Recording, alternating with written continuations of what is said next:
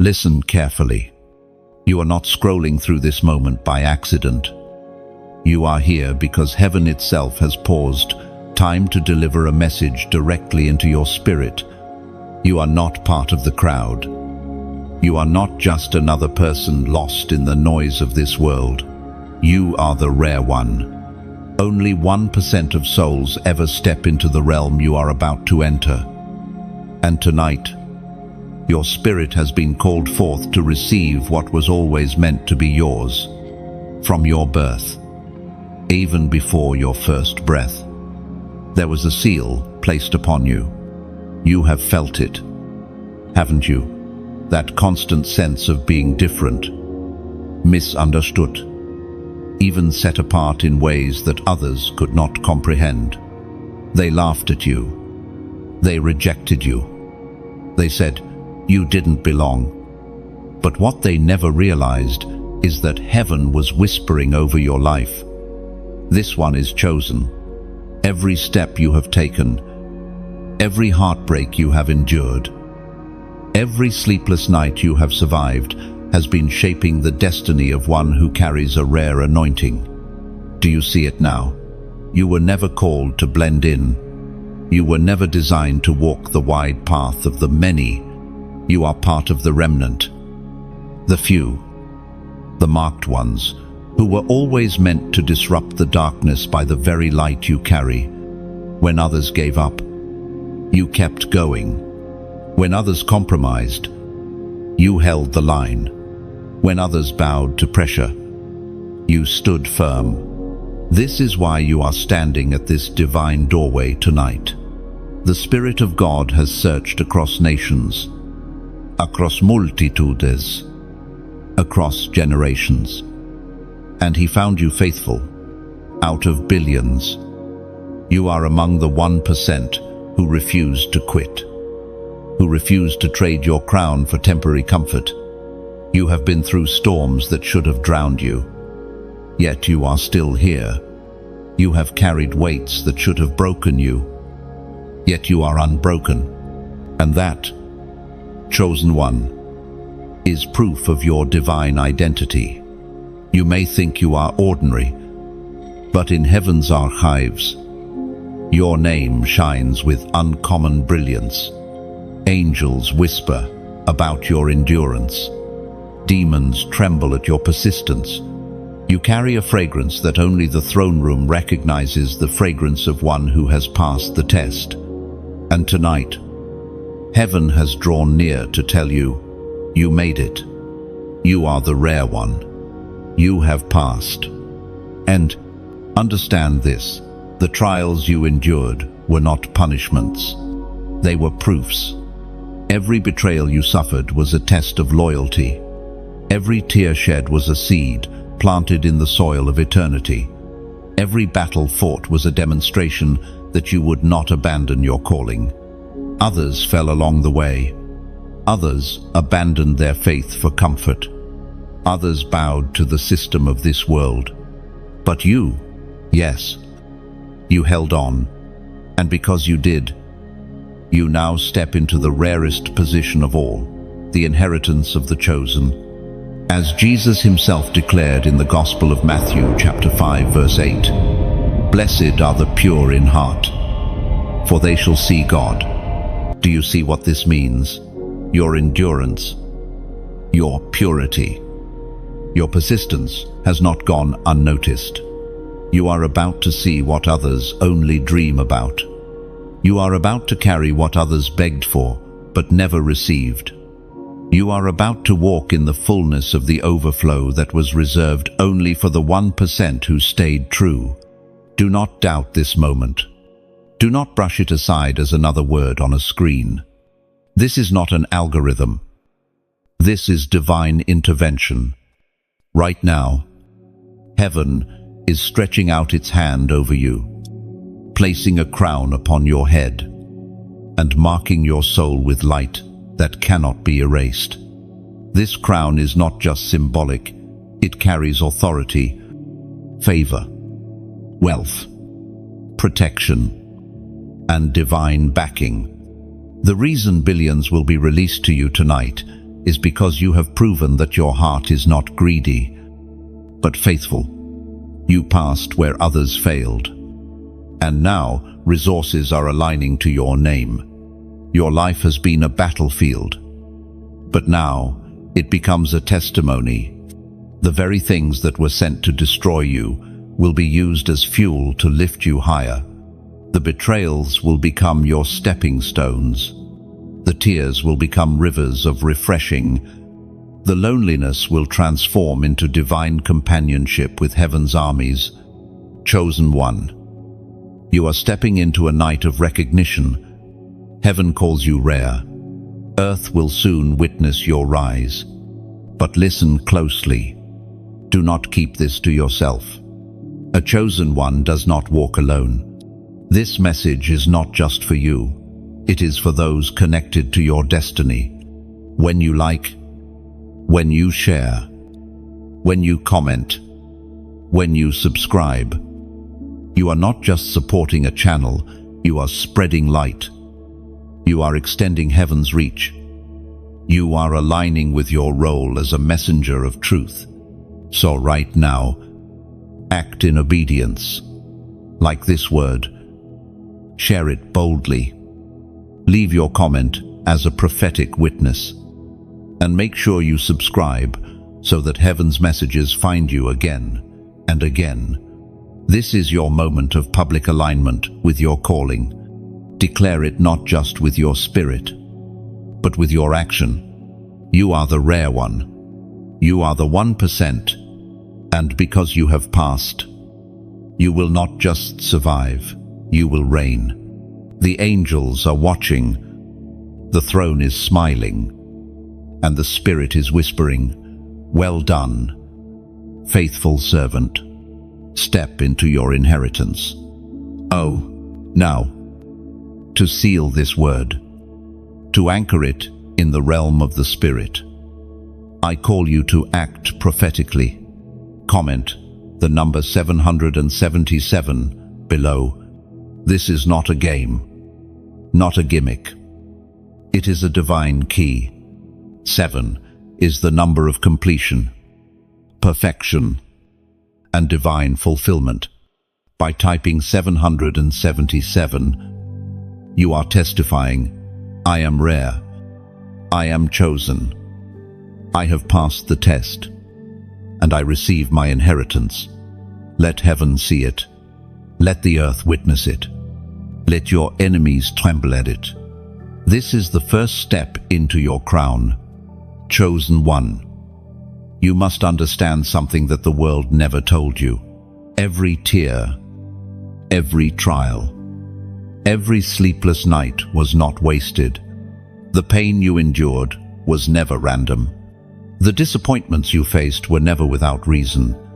The betrayals that cut you so deeply, the moments when you felt like you could not breathe, the times when you wondered if you would even survive, these were not punishments.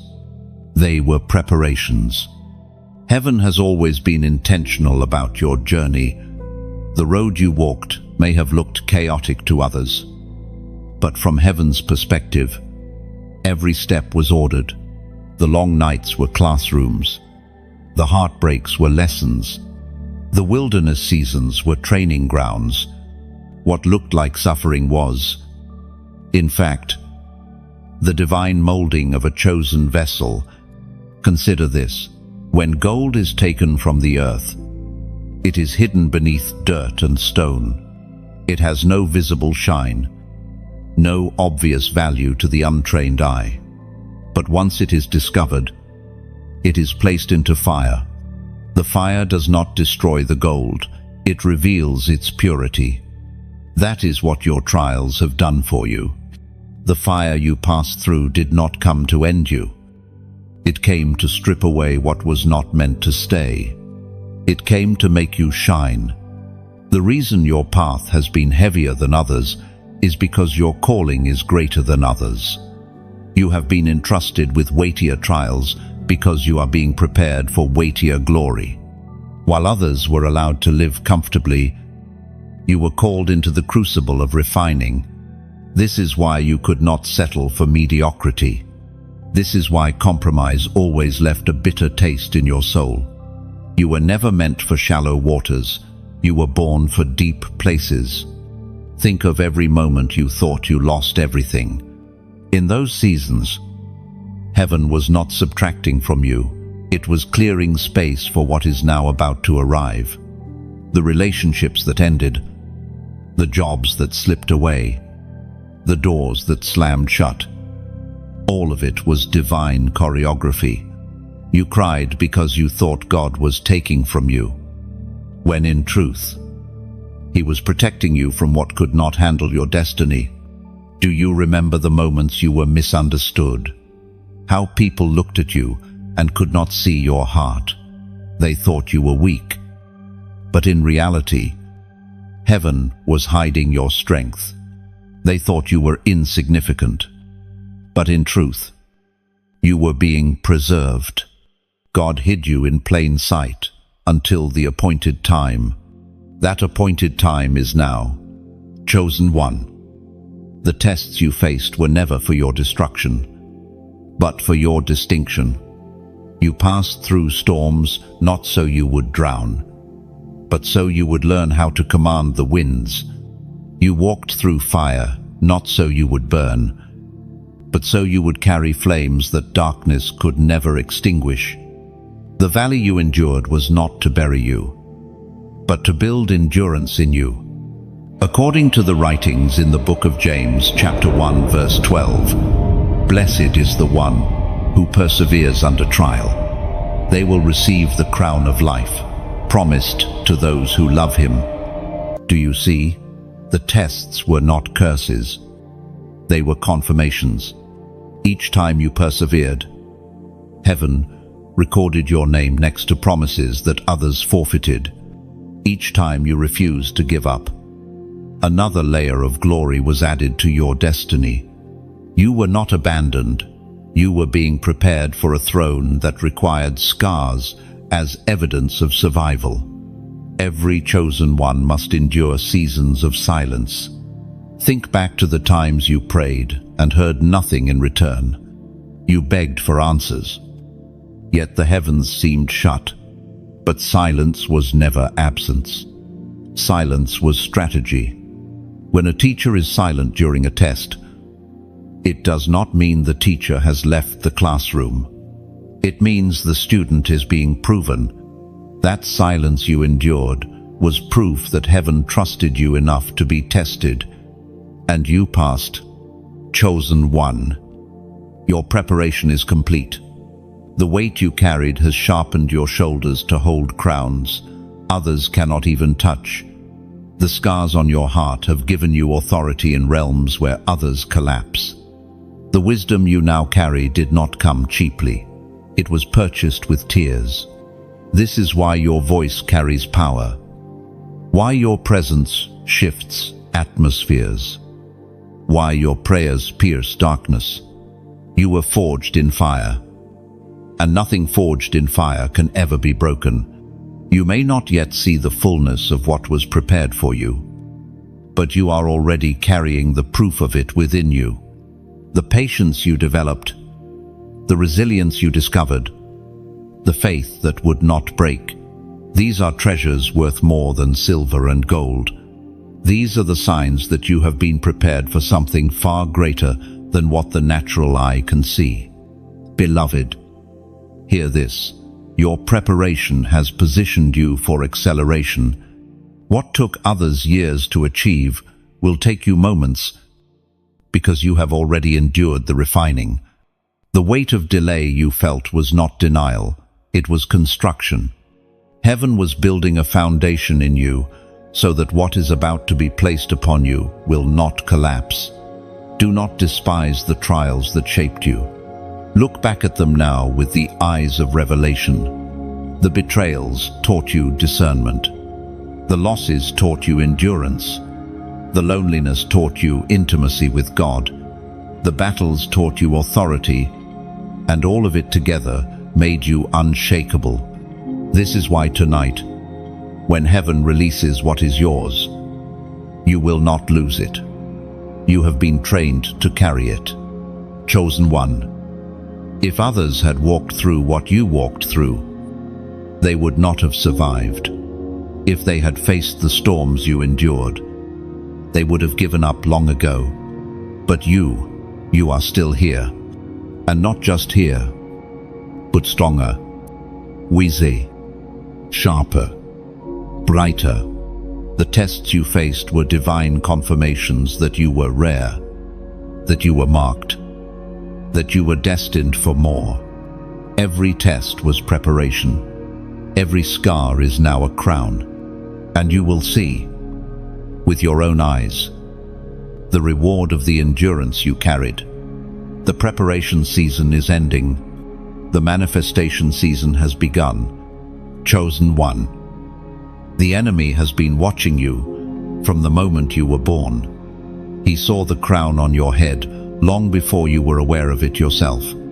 He saw the oil on your spirit when you were still a child. He saw the unusual protection that followed you, the grace that set you apart, and the destiny that glowed around you like fire in the unseen realm. That is why the battles in your life have always been more intense than those around you. Darkness never fights what is empty. Hell never wastes its energy on the ordinary. The attacks you endured were not proof of weakness, but of value. You were targeted precisely because of what you carry. The enemy knew that if you ever discovered your identity, if you ever recognized the crown that was already yours, nothing could stop you. So he tried to break you before you could awaken. The moments you felt crushed, the times you wanted to quit, the voices that whispered, "You are nothing," those were not accidents. They were strategic assaults against your crown.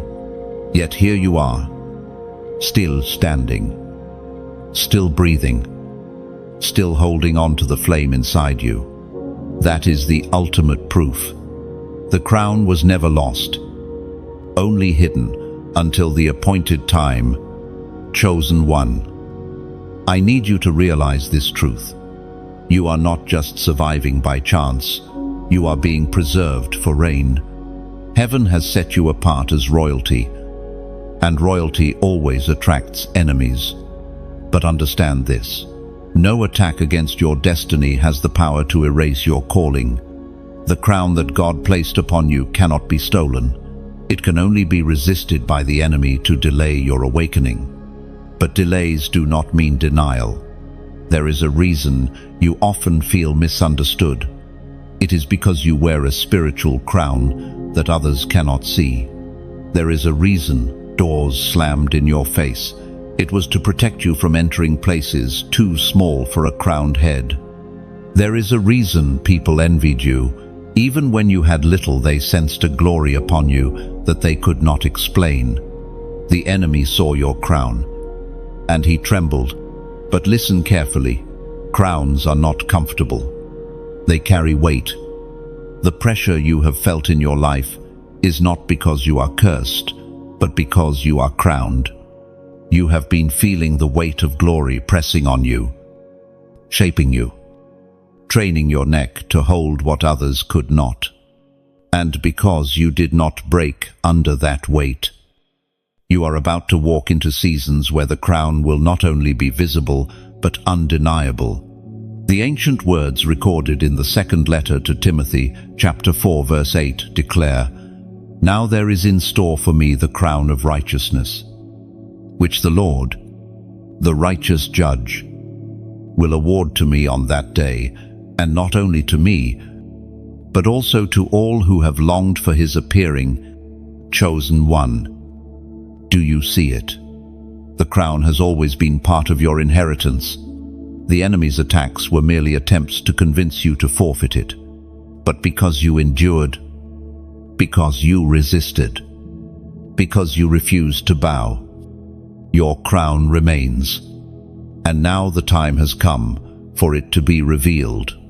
Every rejection, every betrayal, every disappointment, they were all pieces of evidence in the courtroom of heaven, proving that you are worthy of the crown.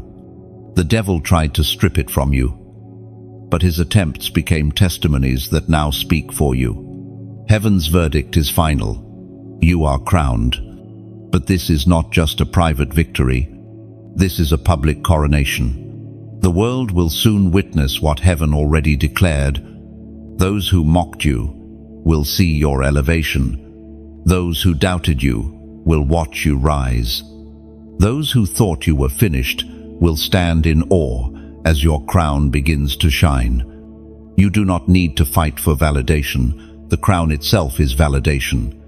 And now, I call you into prophetic action. In this moment, declare it boldly in the comments. I choose my crown. Write it, and let it echo not only in this space, but in the unseen realm. Why? Because when you write it, you are not just typing words, you are making a covenant. You are aligning your mouth with heaven's decree. The enemy has tried to silence you, but by writing these 4 words, you break the silence. You declare to heaven, to earth, and to the pit of hell itself, I know who I am. I know what I carry. I choose to walk with the crown placed upon me. This act is prophetic because crowns are choices. You could walk away. You could deny it. You could shrink into the shadows. But the fact that you declare, I choose my crown, means you are stepping into agreement with your destiny. Agreement is power. Agreement accelerates manifestation. Agreement seals inheritance. Do not underestimate this. The spirit world responds to your declarations. The moment you comment these words, you stand in alignment with centuries of prophecy and promise. You join the company of chosen ones who refuse to let their crowns slip away. You become part of the remnant, the army, the rare ones who know that they were set apart for a throne no darkness can erase. The enemy has seen your crown, but tonight, you choose it. You claim it. You wear it without apology. You walk in it without fear. And because of this choice, heaven releases strength, clarity, and resources to uphold it. Remember, the fire did not destroy you, it polished your crown. The storms did not drown you, they secured your crown. The loneliness did not end you, it clarified your crown. Every detail of your story was shaping you for this declaration. And now, because you choose it, you will reign. Chosen one. This is your moment. Do not let it pass you by. Speak it. Write it. Seal it. I choose my crown. Let these 4 words become the anthem of your soul and the testimony of your spirit. Chosen one. Rejection has always followed you like a shadow.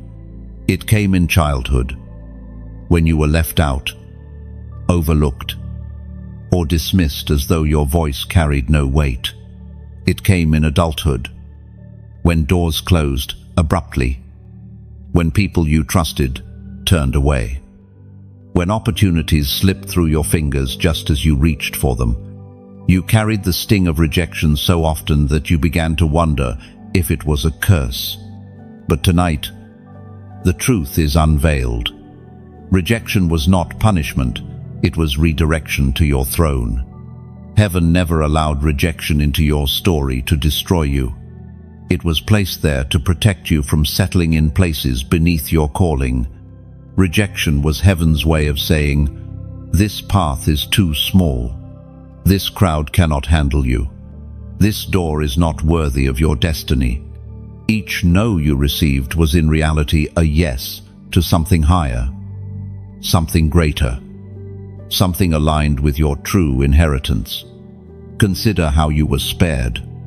Think back to the people who once wanted you in their circle, but then suddenly turned cold. At the time, you felt abandoned. Now you realize, had you stayed connected, You would have been trapped in cycles too shallow for your crown. Heaven saw what you could not see. Rejection cut you off, but it also cut you free. Every time you were dismissed, you were being repositioned. Every time you were pushed aside, you were being guided closer to the seat reserved for you. You thought you were losing ground, but in truth, you were being rerouted to your throne. Kings and queens are never meant to dwell in common places. You, chosen one, could never fit in because you were designed to rule from a higher seat. There is power in this revelation. Rejection shaped your resilience. Without it, you might have lived seeking constant approval. Without it, you might have relied on people instead of leaning on God. Without it, you might have settled for less when heaven had destined more. Rejection stripped you of false attachments so that when your throne appeared, you would sit on it with undivided loyalty to the one who called you. It was painful. Yes, tears burned your eyes as you walked away from what you thought you needed. Nights felt empty when relationships ended without explanation. Loneliness wrapped around you when invitations never came. But all along, heaven was orchestrating a divine separation.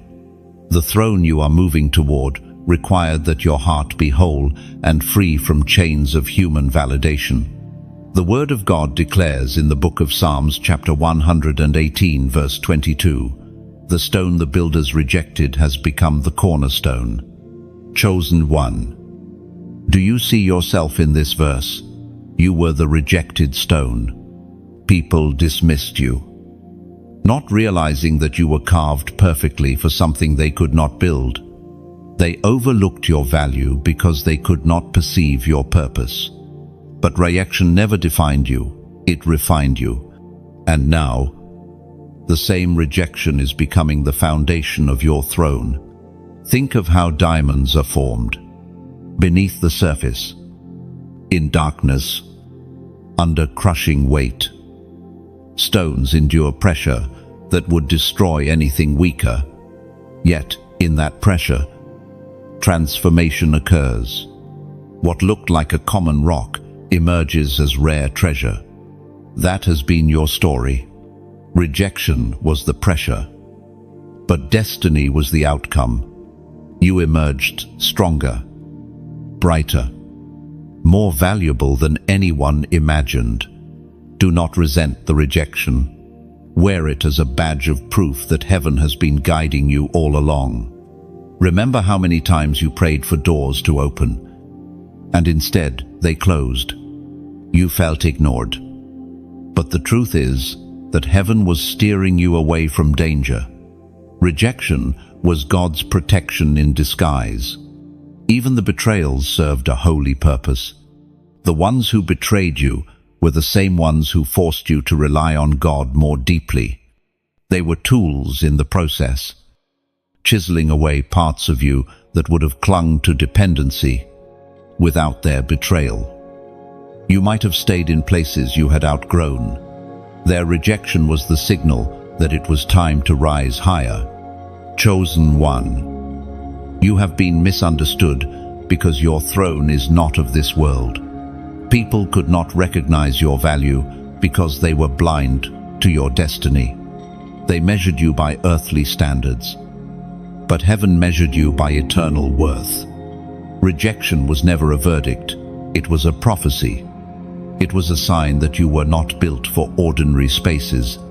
Do you remember how heavy the loneliness felt? The silence of being unseen. Yet in those lonely places, you grew closer to the voice of God. You learned to find comfort, not in crowds, but in His presence. You discovered a companionship that cannot be shaken. That was heaven's goal all along, to teach you that your throne cannot be shared with dependence on others' approval. Rejection was the soil in which intimacy with heaven grew. It was the environment in which you developed the unshakable faith you carry now. It gave you eyes that see beyond the surface, ears that hear deeper whispers, and a heart that discerns truth from deception. Without rejection, you would not have gained these treasures. So now you can rise with boldness. You no longer need to beg for entry where you were never meant to dwell. You no longer need to force doors that were closed by divine design. You no longer need to question your worth in rooms that cannot hold your crown. You have been elevated, chosen one, not in spite of rejection, but because of it. One day soon, those who rejected you will see you seated on your throne. They will marvel at how the one they dismissed became the cornerstone of what heaven is building. They will wonder how they missed it, how they failed to recognize what you carried all along. But you will know, rejection was your redirection. Chosen one. You are not cursed by rejection, you are crowned by it. Wear it as proof that you were always destined for more. Walk with confidence, because your throne is waiting, and nothing that was taken from you can compare to what is being given to you. Rejection was not your ending, it was your beginning. And now, the throne that rejection pushed you toward is closer than ever. Chosen one, you have been carried through deserts, storms, and valleys, not because you were abandoned, but because heaven was guiding you into the place of overflow. You must understand that abundance is not just about money, it is about resources, favor, open doors, peace, and divine supply. When I speak of billions being released, it is not a lottery ticket falling from the sky. It is the unlocking of a covenant inheritance that was waiting for you all along. You have carried the weight of scarcity before. You know what it feels like to stretch little into much, to make sacrifices no one else noticed, to go without so that others could have enough. You know what it feels like to see doors closed when your hands were empty. But those seasons of lack were shaping you into a steward who would never waste what heaven places in your hands. Abundance is coming because you can be trusted with it. Scarcity was the training ground. Overflow is the reward. Think of a tree planted in a desert. Its roots push deep, searching for water. The struggle is hard. But because of that struggle, its roots grow stronger than the trees planted by rivers. When rain finally comes, the desert tree thrives in ways the river tree never could. Chosen one, you are that desert tree. Your roots have gone deep through struggle, and now the rain of abundance is about to fall. As the apostle reminds us in his letter to the Corinthians chapter 9 verse 8, and God is able to bless you abundantly, so that in all things at all times, having all that you need, you will abound in every good work. Do you see? Abundance is not just for you, it flows through you. The billions heaven is releasing are not for selfish gain, but for kingdom impact. You are called to carry resources that will touch lives, build bridges, heal wounds, and open doors for others who are waiting in darkness. You are not just a recipient, you are a channel, chosen one. At this moment, I want to pause and speak from the heart. If these words are feeding your spirit, if they are watering the dry soil of your soul, I invite you to engage in an act of alignment. Just as a well is kept flowing by those who draw water from it, this stream of prophetic words remains alive because of those who give back. Do not misunderstand me. This is not a condition. You do not give to earn your crown. You do not sow to buy a blessing. Heaven's love is not for sale. What I am speaking about is partnership, a voluntary and joyful act of agreement. Think of it like this. When you plant a seed in fertile soil, the seed does not just disappear. It multiplies. It produces fruit that far outweighs the size of the seed. When you choose to support this work through your like, your share, your subscription, or even your donation, you are not losing anything. You are planting into a field that is already producing fruit.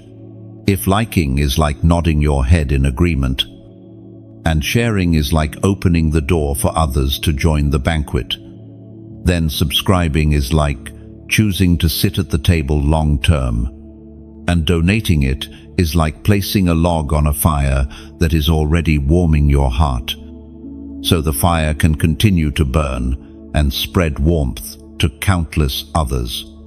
No one will force you. No one will condemn you if you do not. This is not an obligation. This is an opportunity.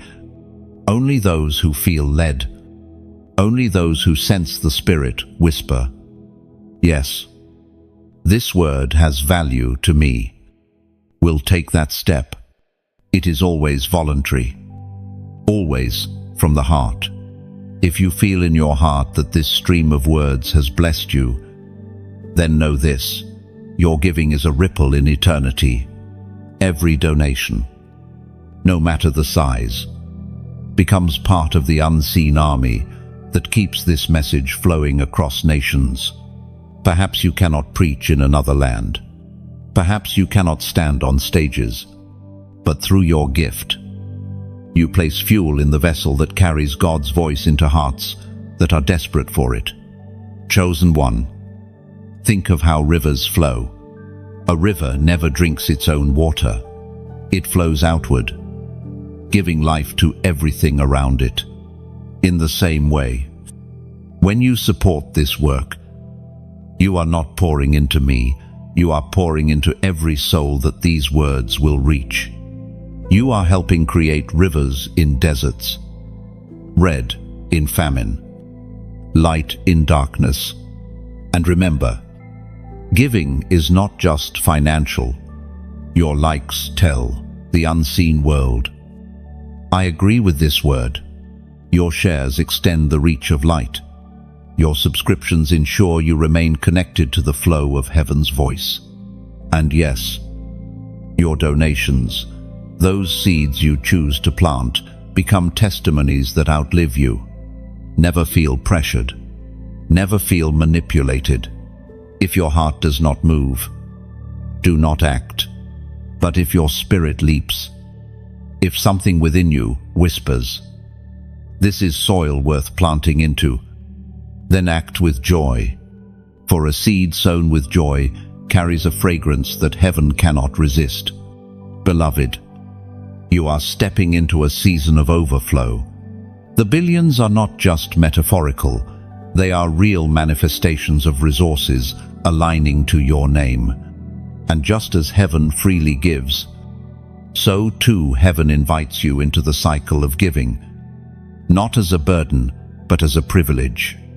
So continue to walk boldly. Like, if your heart resonates. Share, if you want others to taste this bread. Subscribe, if you want to remain connected.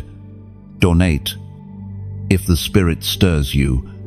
Each action is a seed, and seeds sown in fertile soil always multiply. Chosen one, abundance is not a dream. It is your inheritance. Scarcity was a teacher, but overflow is your destiny. Soon, you will look back and realize that even your smallest steps of faith became the roots that anchored your greatest harvests. The river is flowing.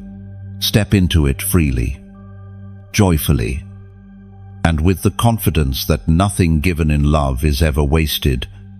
Chosen one, the flow of heaven's abundance is not distant. It is already moving toward you. Tonight is marked in heaven's calendar as a night of release, a night when the storehouses of God are opened, and the flow of resources pours out like a river that cannot be stopped. The world may see money as a number in a bank account, but heaven sees resources as rivers of assignment. They are not only for your comfort, they are for your calling. You have survived the season of lack, and now the scale is shifting. You are stepping into the flow of billions, not by chance, not by human arrangement, but by divine decree. This is why you have felt an unusual stirring in your spirit. You cannot explain it, but you know something is moving. Something is aligning. Something is about to break open. That sensation is the Spirit testifying to you. The flow is here. Think of a dam holding back water. For years, the pressure builds silently, unseen to those outside. And then, at the appointed time, the barrier cracks and rivers surge forth with unstoppable force. That is what heaven is doing in your life tonight. The prayers you prayed years ago, the tears you cried when no one saw, the sacrifices you made in silence, all of them have been building pressure in the Spirit. Now the dam is breaking, and the flow cannot be stopped. The ancient words recorded in the book of Joel, chapter 2, verse 24 declare, "The threshing floors will be filled with grain, the vats will overflow with new wine and oil." Chosen one. This is not just poetry. This is prophecy. Overflow is your portion. Grain represents provision. Wine represents joy. Oil represents anointing. All three are promised to you in abundance. You will not only have enough to survive, but more than enough to overflow. Your hands will not be empty. They will be carriers of supply for many others. But do not forget, when heaven pours out resources, it does so through alignment. This is why prophetic acts are powerful. They are not rituals. They are declarations. They are signals in the Spirit that say, "I am ready to receive. I'll do." So I call you now to seal this word with a prophetic act. Comment the number 444 below. Why 444? Because 4 represents stability, foundation, and divine establishment. When you write 444, you are declaring, "My foundation is secure. My inheritance is established. My overflow will not be shaken." This is not about superstition. It is about agreement. Heaven responds to your agreement. When you type those numbers, imagine yourself building an altar in the Spirit. Each 4 is a stone. Together, the 3 stones form an altar of remembrance, a place where heaven marks your name and says, "This one is ready for the flow." Do not underestimate the power of such an act. Angels read the language of faith. Heaven moves on the sound of obedience. Chosen one. Tonight, the river of billions is flowing. You have been prepared for this. Others might drown in such abundance, but you have been trained to steward it. Others might misuse it, but you have been refined to multiply it. The reason you endured wilderness was so that when you reached the promised land, you would not forget the one who gave it. You will see unusual signs of provision. Resources will appear from unexpected places. Opportunities that were locked will suddenly open. The same people who once said no will return with yes. What you could not make happen in your own strength will unfold effortlessly under heaven's command. Remember, the enemy tried to convince you that you would always live in lack. He whispered that you would never have enough. He tried to make you believe that your destiny was to struggle endlessly. But those were lies, designed to blind you to the truth. You were always destined for overflow. You were always chosen for more. You were always marked for abundance. And tonight, the heavens are announcing it over you. The dam is breaking. The flow is coming. And you will not only drink from it, you will carry it to others. Your cup will not be half full. It will be overflowing. You will become a fountain in dry lands, a light in dark places, a vessel of abundance in a world of scarcity. Chosen one, you are stepping into alignment. You are stepping into the current of heaven's river, and nothing can stop what is being poured out upon you. So let it be known. Let it be sealed. Let it be declared. The billions are not random. They are covenant. And tonight, that covenant speaks loudly over your life. Comment 444 to align, to anchor, to declare. Each number you write is a seed of faith, a testimony in the spirit that you are ready for the overflow. And as you do, let peace settle in your heart, peace that knows abundance is no longer coming. It is already here. Chosen one. There is a mark upon you that no man, no system, no power of darkness can erase. It is the seal of heaven. While others walk unseen in the spirit realm, your presence cannot be hidden. When you enter a place, even if no one acknowledges you, angels stand to attention because your name is written in light. This seal was not placed upon you yesterday. It was there from the beginning. Though you did not always recognize it, you may have felt ordinary, even invisible. But in the unseen realm, your forehead carried a divine imprint. That is why attacks followed you. Because the enemy saw what you carried before, you saw it yourself. Yet, every attempt to erase you has failed. The seal of heaven is not like the markings of this world. Tattoos fade. Documents expire. Promises break. But the mark of God endures forever. It is written into your very being. It is an eternal proof of belonging, an invisible crown that distinguishes you as one of His own. Have you ever wondered why you survived things others did not? Why accidents missed you by a breath? Why sickness tried but could not hold you? Why depression came but never conquered you? It is because of the seal.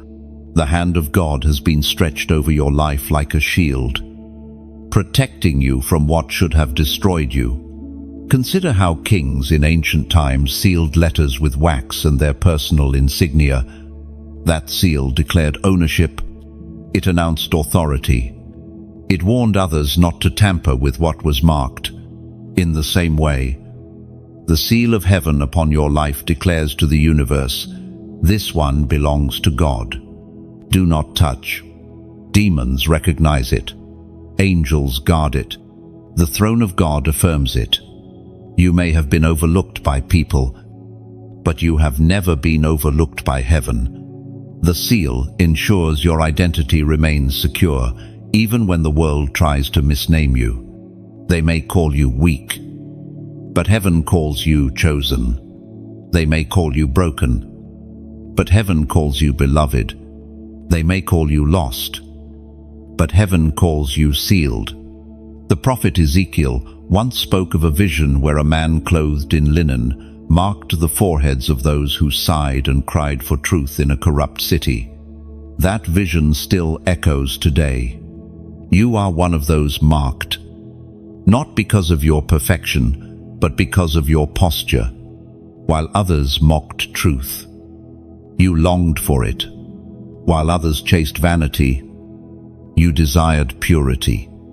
That hunger marked you. That longing sealed you. The voice of God thundered in the book of Ephesians chapter 1, verse 13. And you also were included in Christ when you heard the message of truth, the gospel of your salvation.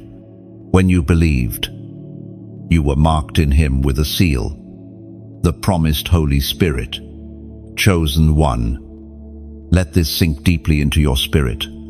You are marked in Him. This mark is not a temporary ink, but the very Spirit of God dwelling within you. That Spirit is your guarantee, your evidence, your inheritance in advance. You carry eternity inside you. Proof that you are not of this world. The seal of heaven is also a summons. It means you cannot live like the rest. Because you are not like the rest. You cannot blend in with darkness. Because light leaks out of you, even when you try to hide it. Have you noticed how your presence unsettles those who are not walking in truth? That is the seal at work. It convicts. It disrupts. It exposes. Do not resent this. Do not despise the awkwardness of being different. The seal is your greatest treasure. It is better to be marked by heaven and rejected by earth than to be accepted by earth and erased from heaven's archives. Your seal is also a promise. It guarantees that no matter how fierce the battle, you will not be lost. You may stumble, but you will not be abandoned. You may be pressed, but you will not be crushed. You may be struck down, but you will not be destroyed. The seal keeps you tethered to destiny when everything around you tries to pull you away. Think of the Israelites during Passover. When blood marked their doors, destruction passed by. In the same way, when the seal of heaven is upon you, destruction cannot claim you. Judgment cannot consume you. The enemy cannot devour you. The seal declares ownership and protection. Chosen one. The seal also carries responsibility. It means your words matter. Your actions matter. Your presence shifts atmospheres. You are not just living for yourself. You are carrying the fragrance of heaven wherever you go. Some will be drawn to it. Others will resist it. But none will ignore it. The seal speaks even when you are silent. This is why you have often felt out of place in environments where compromise thrives. You cannot stay comfortable in places that dishonor your seal. Your spirit becomes restless until you move. That restlessness is not weakness. It is the seal reminding you who you are. It will never let you forget your true identity. Chosen one. Many have tried to erase you. Life has tried to mark you with shame, with fear, with doubt. But every false mark fades when heaven's seal shines brighter. Your failures do not erase it. Your wounds do not tarnish it. Your mistakes do not remove it. The seal remains because it was never based on your perfection, but on God's decision. Carry this truth like armor. You are sealed. That means you are secured. That means you are recognized. That means you are untouchable in ways you do not even yet comprehend. The seal is your passport through trials, your shield in storms, your guarantee of destiny. So, walk with confidence. Lift your head high. Do not apologize for being different. Do not shrink back when your light disturbs the darkness. You are sealed, and nothing can unmark you. The seal of heaven is your identity, your inheritance, your protection, your promise. Wear it boldly. Chosen one. For it is the evidence that you are not like the rest. You are set apart for glory. Chosen one. There were moments in your life when silence filled the air and loneliness pressed heavily on your chest. Nights when no one knew the weight you carried. Days when you smiled outwardly, but inwardly battled storms so fierce that even your own thoughts became enemies. Those silent battles, those moments where no one clapped for your endurance. No one saw your tears. No one understood. Your prayers were all recorded in heaven's archives. The world might dismiss what it cannot see. People only recognize victories that shine publicly. They cheer for crowns, but they rarely notice the crushing that precedes the crown. Yet heaven has always paid attention to your secret struggles. The unseen weight you carried has never been ignored. In fact, those very battles became the songs of angels and the testimonies of heaven. Do you remember the prayers you whispered so softly that even you doubted if they reached beyond the ceiling? They did. Not a single word was wasted. Every whisper was written in golden ink. Every tear that slid down your cheek was caught in jars of remembrance. Every sigh you released in exhaustion was translated into language that reached the throne of God. There is a sacredness in hidden battles. You see, public victories are often celebrated, but private struggles are where heaven leans in closely. The Father does not overlook the faint cries in the dark. He treasures them. He keeps them. They become the fragrance of your offering. Why do you think you often felt so alone? It was not because you were abandoned. It was because heaven wanted intimacy with you. Chosen vessels are trained in solitude. Warriors are forged in the silence where no crowd is watching. You were hidden, not forgotten. You were covered, not abandoned. As was spoken in the sacred texts of old, in the book of Psalms, chapter 56, verse 8, "Record my misery, list my tears on your scroll. Are they not in your record? Chosen one." Let this truth settle deeply into your heart. Every tear has been remembered. Not one has slipped past heaven's attention. The nights you thought were wasted were in fact sacred exchanges. You gave your pain, and in return, heaven stored promises of joy. You gave your anguish, and in return, the Spirit wrote down testimonies that would one day be revealed as glory. Your silent battles were not shameful, they were sacred. They were altars where your endurance was tested, and your faith was proven. Others may never know how many times you wanted to quit, how many nights you fought thoughts of giving up, how many mornings you rose again despite exhaustion. But heaven knows, and heaven calls you victorious. It is often in silence that the greatest shifts take place. Think of a seed buried underground. No one sees its struggle. No one hears the cracking of its shell, the stretching of its roots, the breaking of its outer layer. Yet underground, in silence, transformation is taking place. Soon it will rise, green and visible. But for now, all the growth happens unseen. That has been your story. Your roots went deep in silence. Your strength expanded underground. And now, the time is near when the fruit will appear publicly. But the foundation was built in private. Chosen one. Never despise your hidden seasons. They were necessary. They trained you to hear God's whisper when no one else was around. They taught you to fight when no audience was cheering. They stripped you of performance and gave you authenticity. What you have built in silence cannot be shaken by noise. And now, those silent battles are becoming your greatest testimonies. When others hear your story, they will marvel not at how strong you were, but at how deeply you were sustained. They will see that the secret of your survival was never your own willpower, but the invisible hand that carried you when your strength was gone. Do you recall those times when despair told you, "This is the end"? Yet somehow, morning came. Somehow, you found enough breath to keep moving.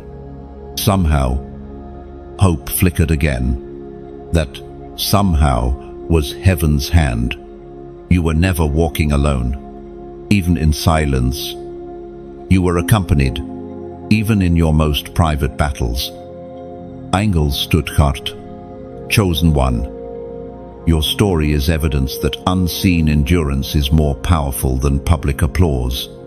The crown you are stepping into now has been shaped by those lonely nights. The abundance being released to you is not random. It is heaven's way of honoring what was endured when no one was watching. Take courage in this. Nothing you endured is wasted. Every scar, every sigh, every sleepless night has been converted into strength and authority.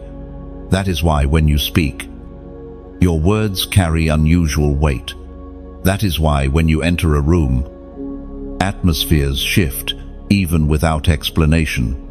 Your authority was purchased in silence, and now it will manifest in power.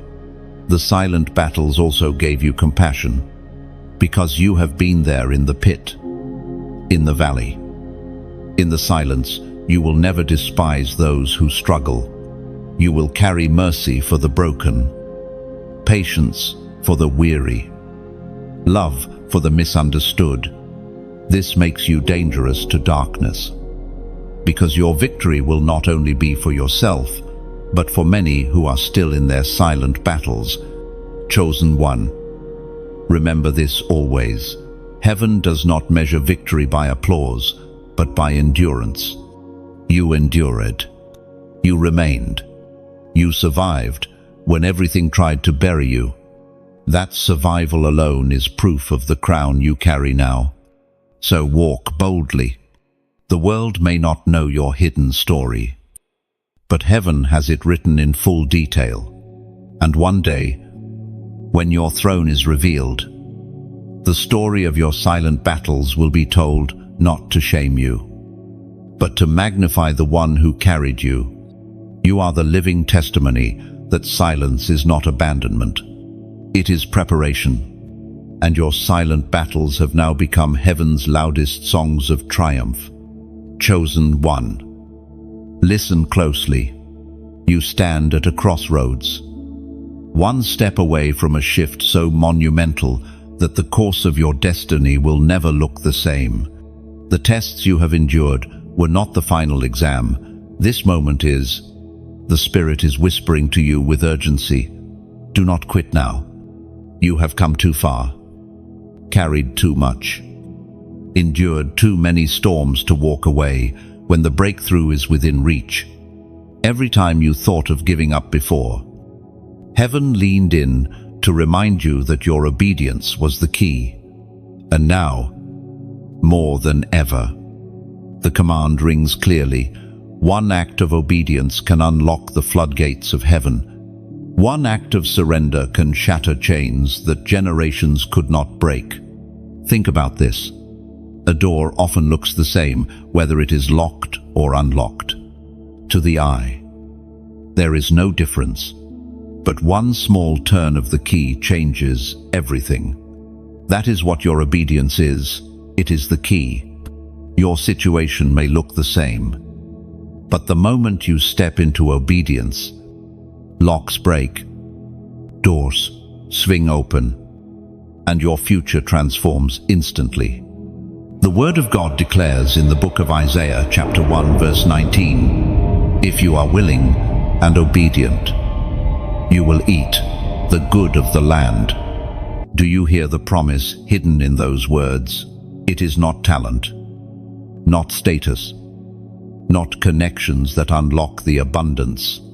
It is obedience. Your willingness, combined with your obedience, positions you for a feast in a land of plenty. The very ground that seemed barren under your feet is about to yield harvest when you obey. Chosen One. The enemy knows this truth. That is why he works overtime to whisper, quit, delay, postpone, ignore it. You can do it later. Because if he can steal your obedience, he can steal your crown. If he can trap you in hesitation, he can rob you of the feast prepared for you. But tonight you must decide, no more delay, no more wavering, You will not sell your future for temporary comfort. You will not surrender your inheritance for the illusion of safety. You will not trade your eternal reward for the fleeting approval of men. You are the rare one, the 1%, and your obedience will echo for eternity. Remember the times you delayed in the past. Remember the doors that almost opened, but slipped shut again. Those were not accidents, they were lessons. Heaven was teaching you that delay can be as dangerous as disobedience. When mercy called, you hesitated, and the opportunity passed. But now mercy calls again, and this time, you must answer, without hesitation. Chosen one, your obedience is more than personal. When you obey, entire bloodlines shift, generations rise, chains fall off, people you will never even meet. Heaven moves not only for you, but through you. That is why the battle has been so fierce around your will. The enemy is terrified of your yes. He knows that if you obey now, his grip is broken permanently. Do not underestimate the weight of this moment. You are standing on the edge of a cliff. But the other side is not death, it is destiny. All it takes is one step of obedience to bridge the gap. Heaven is not asking you for perfection, only for surrender. And now, to anchor this truth in your spirit, I want you to take a prophetic action. Comment these words, I will obey. And why such a simple phrase? Because simple words can carry eternal weight. When you write it, you are not just responding to a video or text. You are carving covenant into the atmosphere. You are saying, though my flesh resists, my spirit chooses. Though fear whispers, my faith answers. Though delay tempts me, my obedience speaks louder. And these 3 words are not about impressing anyone else.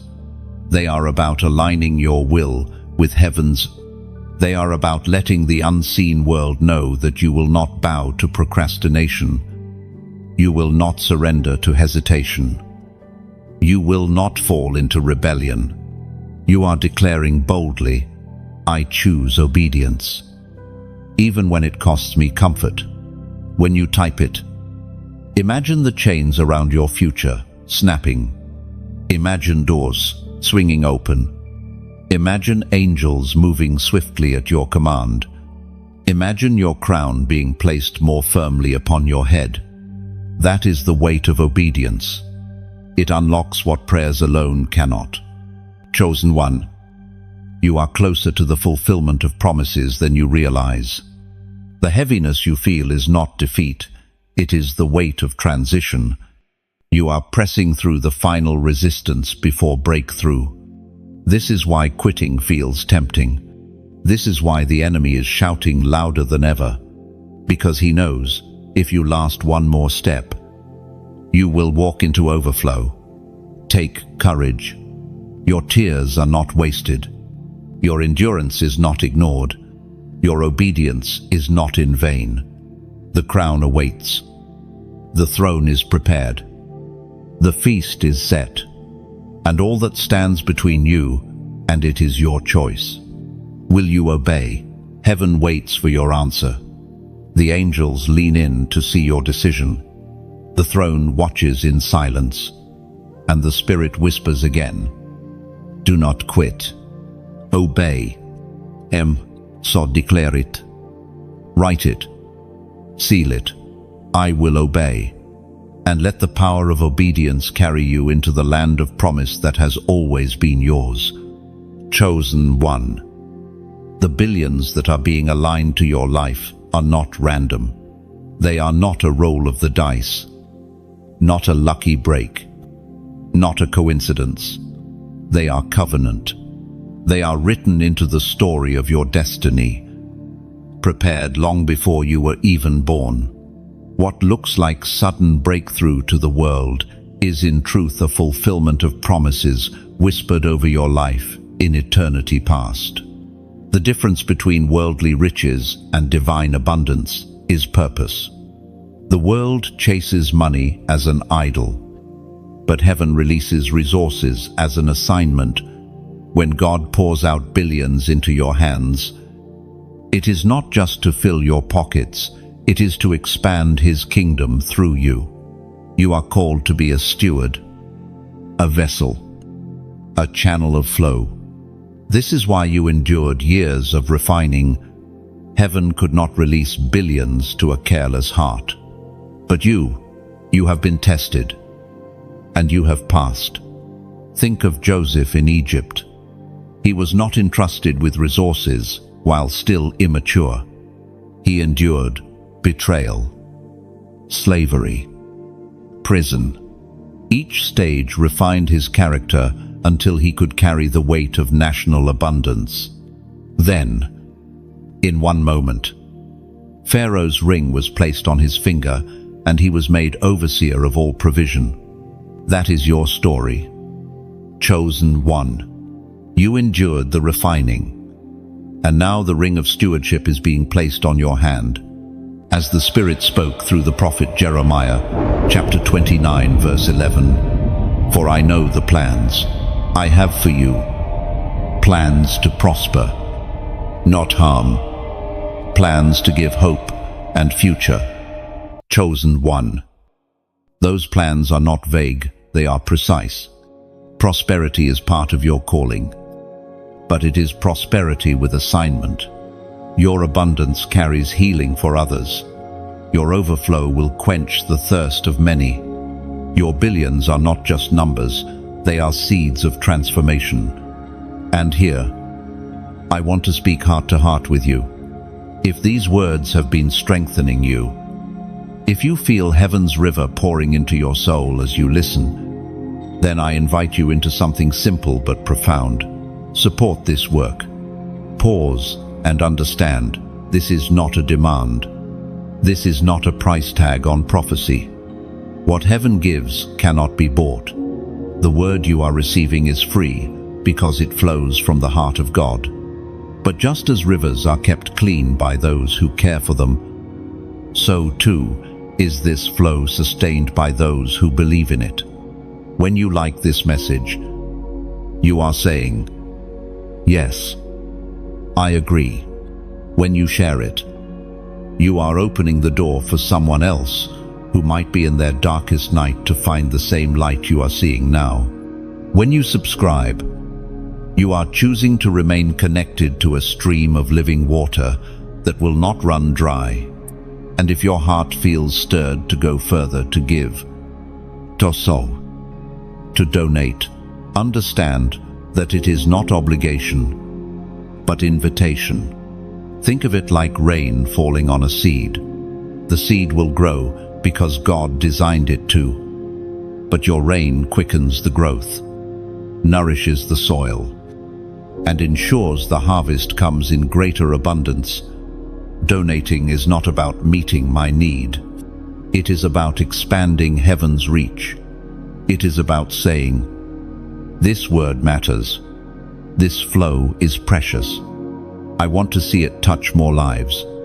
Every gift, no matter the size, is like a torch added to a great fire, keeping it burning so that others still lost in darkness can find their way.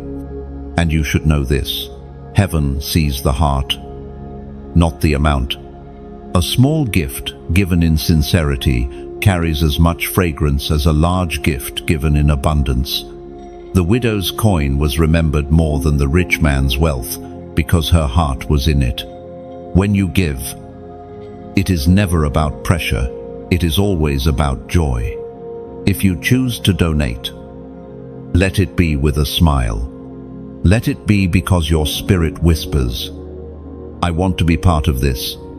And if you do not feel stirred, walk in peace. The blessing is yours, regardless.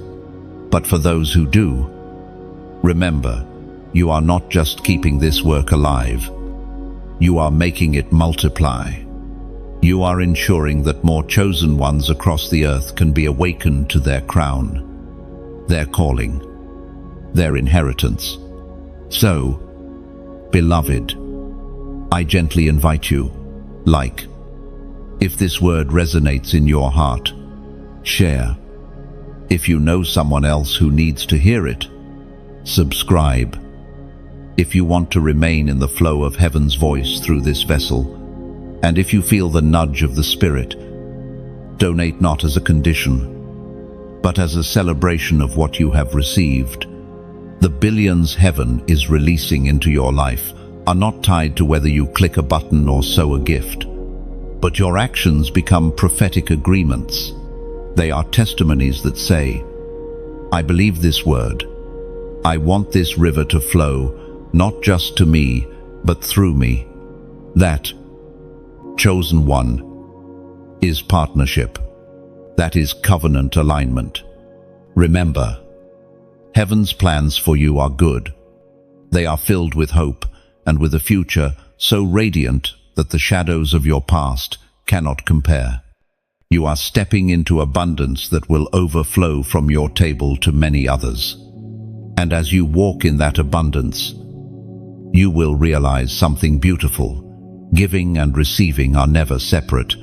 They are two sides of the same heavenly rhythm. Chosen one, walk freely in this rhythm. Step boldly into the flow. And as you do, let joy be your banner. Chosen one, there were moments in your life when you thought you carried yourself. But the truth is that you were being carried. You assumed your strength was the only thing holding you together. Yet in reality, invisible hands lifted you when your own legs gave way. What you thought was endurance was often rescue. What you believed was coincidence was divine intervention. Think back to those near disasters, the close calls, the accidents that should have ended differently. Think back to the nights when despair whispered louder than hope, when you thought there would be no tomorrow. Think back to the situations where the odds were stacked against you, where you felt utterly helpless. Yet here you are. Why? Because the unseen hand of God was there, pulling you through every storm. It was not luck. It was not chance. It was not human willpower. It was divine mercy, lifting you when you could not stand, shielding you when you could not fight, and sustaining you when you could not continue. Heaven has always been nearer to you than you realized. The truth is this: if the battles had been left solely to your strength, you would not be here today. The storms were too fierce, the pain too sharp, the betrayal too deep. Your natural strength would have collapsed under the weight, yet you endured because someone stronger walked with you. Do you remember those times when you felt a strange peace, even in chaos? That peace was not your own. It was placed upon you. Do you remember how doors opened that you did not push? Opportunities came that you did not chase. Protection surrounded you that you did not earn. All of it was the hand of heaven moving silently on your behalf. Chosen one. God carried you not because you were weak, but because you were chosen. The rare ones, the marked ones, are carried differently. While others may rely on their own strength, you were lifted so that you would not break before your crown was revealed. Your survival is not proof of your toughness, it is proof of His faithfulness. It was proclaimed in the second letter to Timothy, chapter 4, verse 18. The Lord will rescue me from every evil attack and will bring me safely to His heavenly kingdom. To Him be glory forever and ever. Amen. Do you see it? Rescue is part of your inheritance. Protection is part of your covenant. You were never abandoned to the storms. You were always preserved for the kingdom. Every snare set for you was dismantled. Every trap laid for you was exposed. Every arrow aimed at you was deflected. You are here not because the battle was easy, but because the rescuer never left your side. Chosen one. There is a beauty in being carried. It humbles you. It reminds you that your survival is not your own doing. It teaches you to trust, to lean, to surrender. When you recognize that you have been carried, gratitude rises like fire in your bones. You stop boasting in your strength and start rejoicing in His mercy. The unseen hand of God has been your constant companion. In sickness, it was there. In heartbreak, it was there. In confusion, it was there. Even when you wandered off paths you should not have taken, the hand never withdrew. It guided, redirected, sometimes even dragged you back from the edge of destruction. That is why you are still alive, still breathing, still chosen. And hear this: the same hand that carried you through the wilderness will carry you into the promised land. The same hand that shielded you from death will open doors of abundance. The same hand that comforted you in the night will crown you in the morning. You are not done being carried. This journey continues under His grip. Chosen one. Do not despise your dependency. Some think strength is independence, but the greatest strength is knowing who carries you. A child in a parent's arms may appear fragile, but in truth, that child is safer than the strongest warrior standing alone. You, carried in the arms of God, are untouchable to the schemes of darkness. That is why your enemies could not finish you. They underestimated the grip that held you. They thought you were alone, vulnerable, easy prey. They did not see the hand stretched over you, shielding you from attacks you never even noticed. Many times, you were rescued before you even realized you were in danger. Chosen one. You have not walked alone for a single moment. Even when your prayers felt unanswered, you were being carried. Even when silence seemed deafening, you were being carried. Even when shame tried to drown you, you were being lifted. You are not abandoned. You are beloved. Carry this awareness with you. Every step you take is not just your step, it is heaven's step. Every breath you breathe is not just survival, it is testimony. Every victory you claim is not just achievement, it is evidence of a rescuer who refuses to let you go. Chosen one. You will one day look back and realize just how many disasters you never faced because the hand of God blocked them. You will see that while you slept, angels stood guard. While you wept, heaven recorded your tears and whispered comfort. While you feared, divine strength wrapped around you like armor. You were never alone. The unseen hand of rescue is not a past memory, it is a present reality. Even now, it shields you, gathers you, and directs you into abundance. Even now, it blocks snares being set against you. Even now, it carries you when you do not even know you are slipping. Chosen one, rest in this. You do not have to carry yourself. You are already being carried. And because you are carried, you will arrive exactly where heaven destined you to be safe, crowned and overflowing. Chosen one. Seasons are never permanent. The harshest winter eventually bows to spring, and the longest night surrenders to the morning. You have walked through scarcity, through the cold winds of lack, through the shadows of emptiness. But those days are no longer your home. A divine shift is here.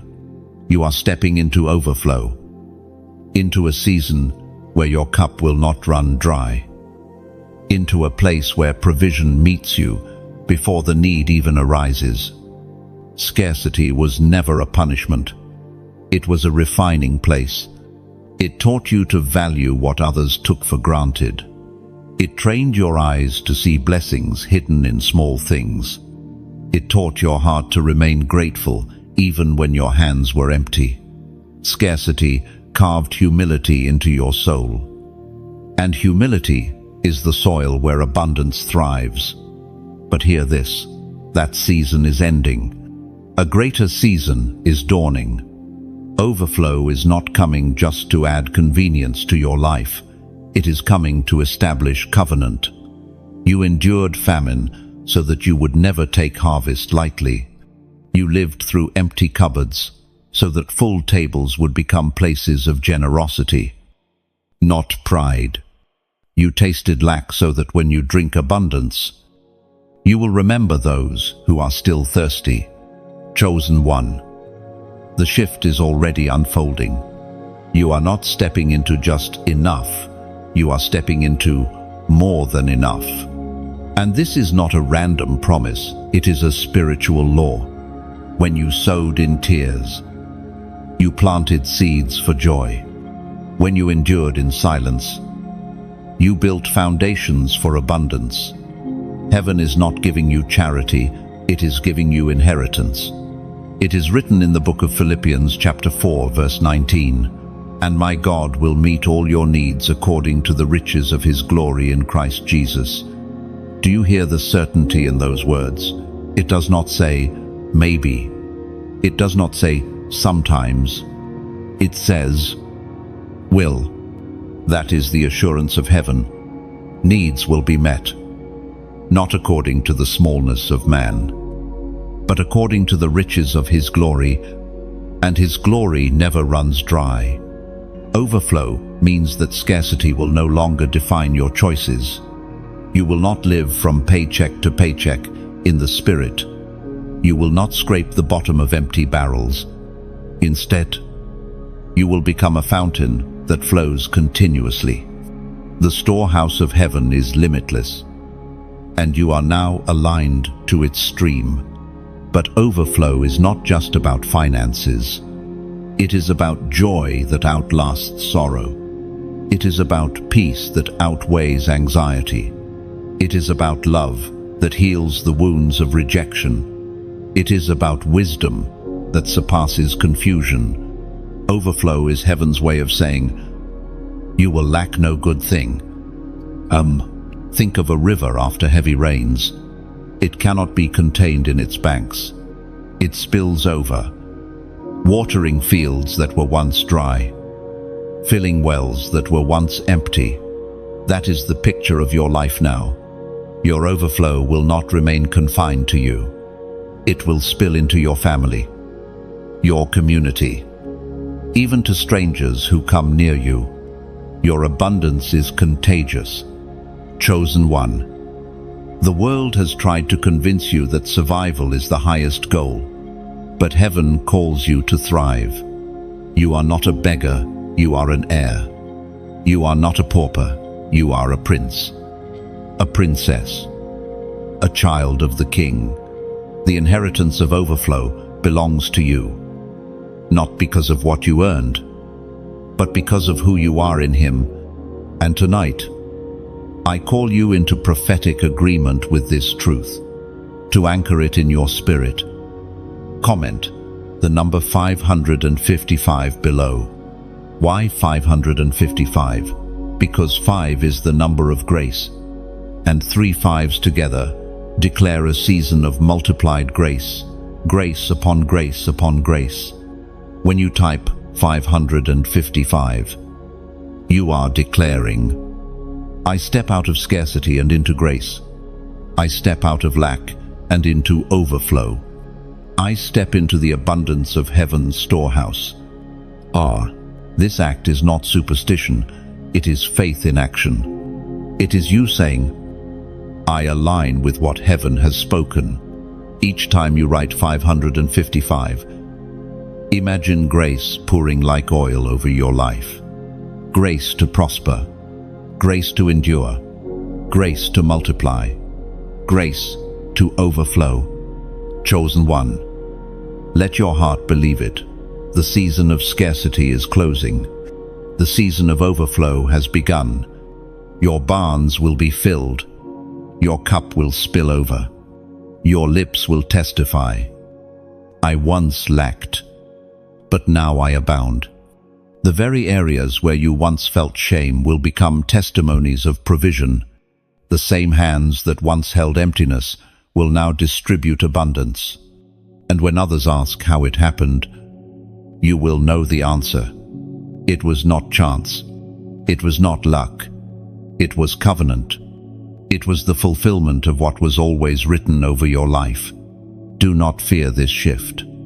Sometimes abundance can feel overwhelming after scarcity, as if you are not worthy of it. But hear me, you are worthy. Not because of your perfection, but because you are chosen. Heaven never meant for you to live in famine forever. Famine was training. Abundance is your destination. Chosen one, walk boldly into this season. Scarcity is behind you. Overflow is ahead of you. And every step you take now drips with the oil of multiplied grace. Comment 555 now. And let that number become the seal of your agreement with heaven's word. Overflow is not coming, it is already here. Chosen one. There is something you must understand about yourself that even you have struggled to believe. Your very existence terrifies darkness. You may not feel powerful all the time. You may not always see yourself as a warrior, but the unseen world reacts to you in ways beyond your imagination. When your name is mentioned in the spirit realm, tremors are felt in the camps of the enemy. This is why your life has never been easy. It is why you have been attacked since childhood. It is why you have faced resistance where others seem to walk freely. The reason is simple. You carry a light that exposes hidden things. You carry a presence that disrupts demonic systems. You carry authority that you may not fully recognize, but darkness has always recognized it. Consider this. When you enter a room, people sometimes react strangely, even without cause. They may withdraw, grow irritated, or act defensive. Often, you think it is something you did wrong, but more often, it is not them reacting to you, it is the spirits within them reacting to the light you carry. Darkness cannot sit comfortably in the presence of a torch. You may recall conversations where people opened up to you unexpectedly, confessing secrets they never planned to share. Do you know why? Because light forces darkness out. Your presence alone breaks chains without you even trying. That is not coincidence. It is calling. You are a carrier of light, designed to bring exposure, healing, and freedom. The enemy has long tried to make you believe you are weak, unworthy, or insignificant.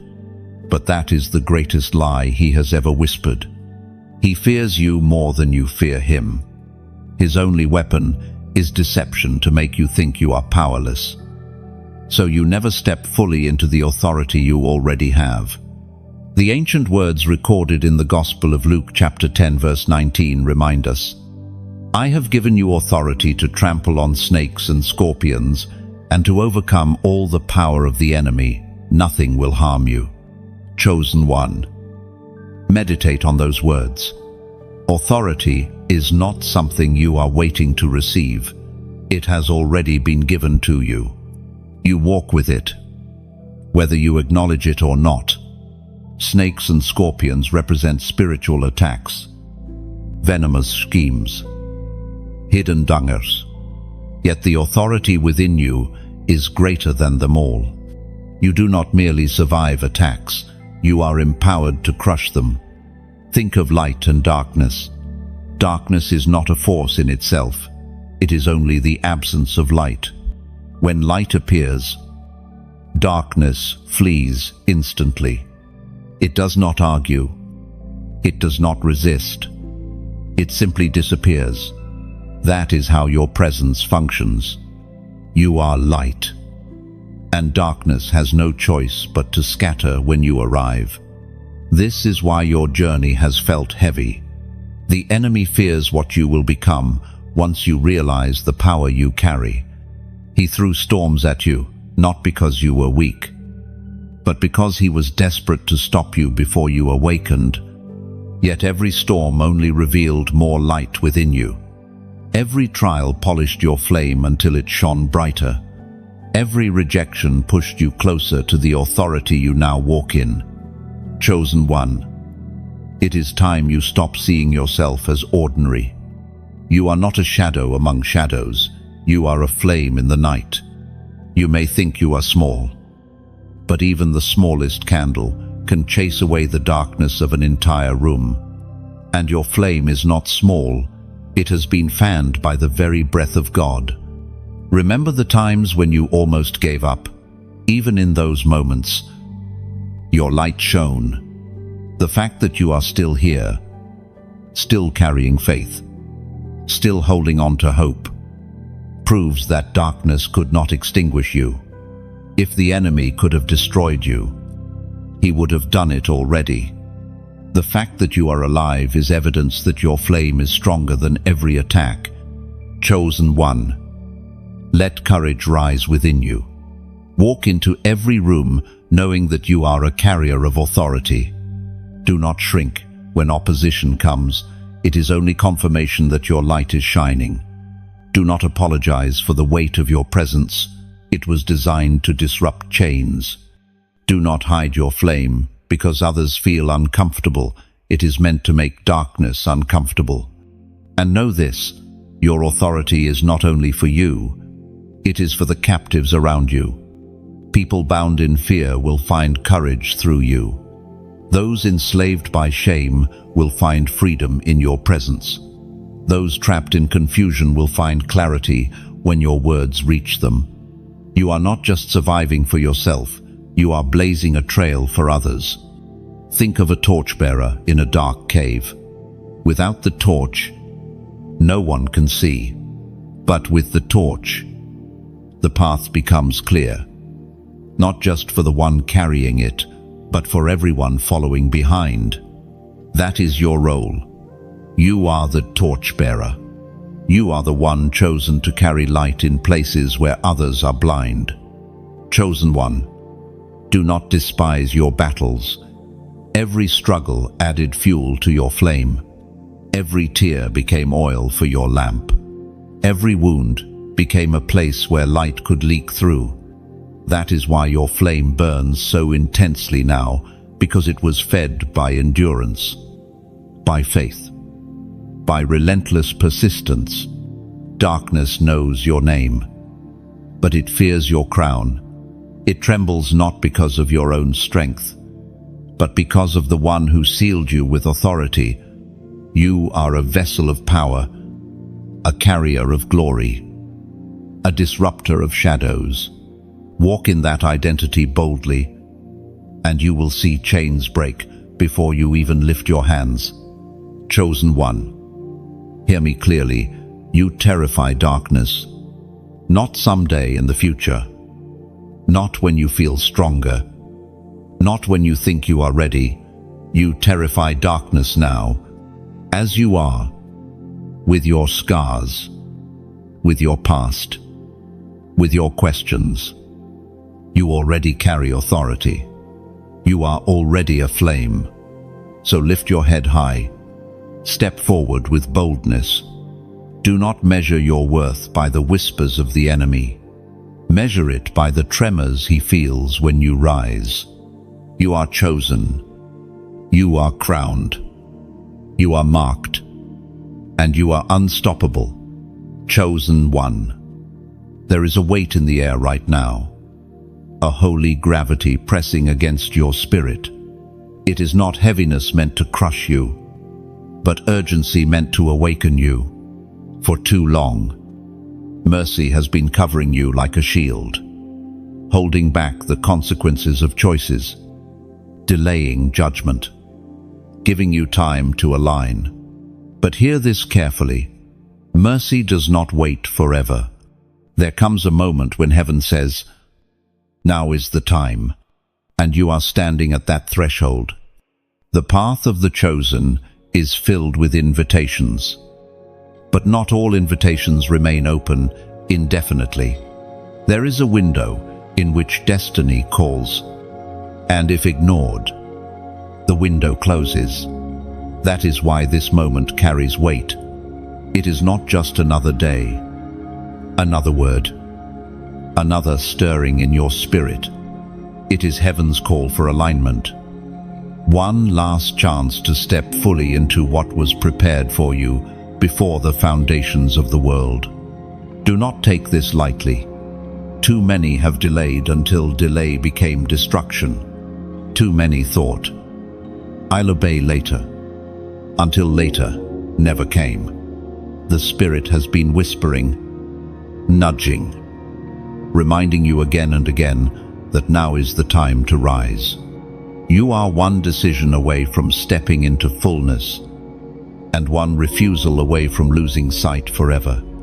The scriptures speak of moments when mercy withdraws, when grace steps aside, when choices harden hearts beyond return. It is not that God desires to abandon anyone. His mercy is deep and his patience long. But rebellion blinds, and persistent disobedience numbs.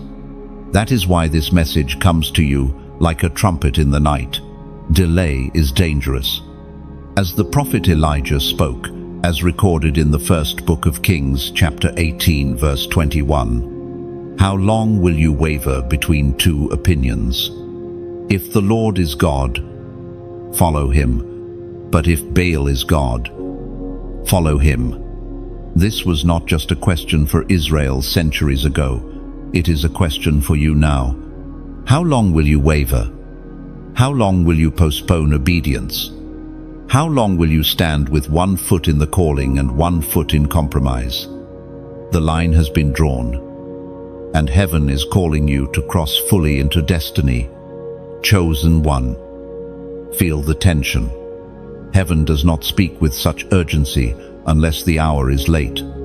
The crown prepared for you is near, but so is the danger of missing it. This is not about losing salvation through a single mistake. This is about the slow erosion of faith, the gradual hardening of a heart that once burned brightly.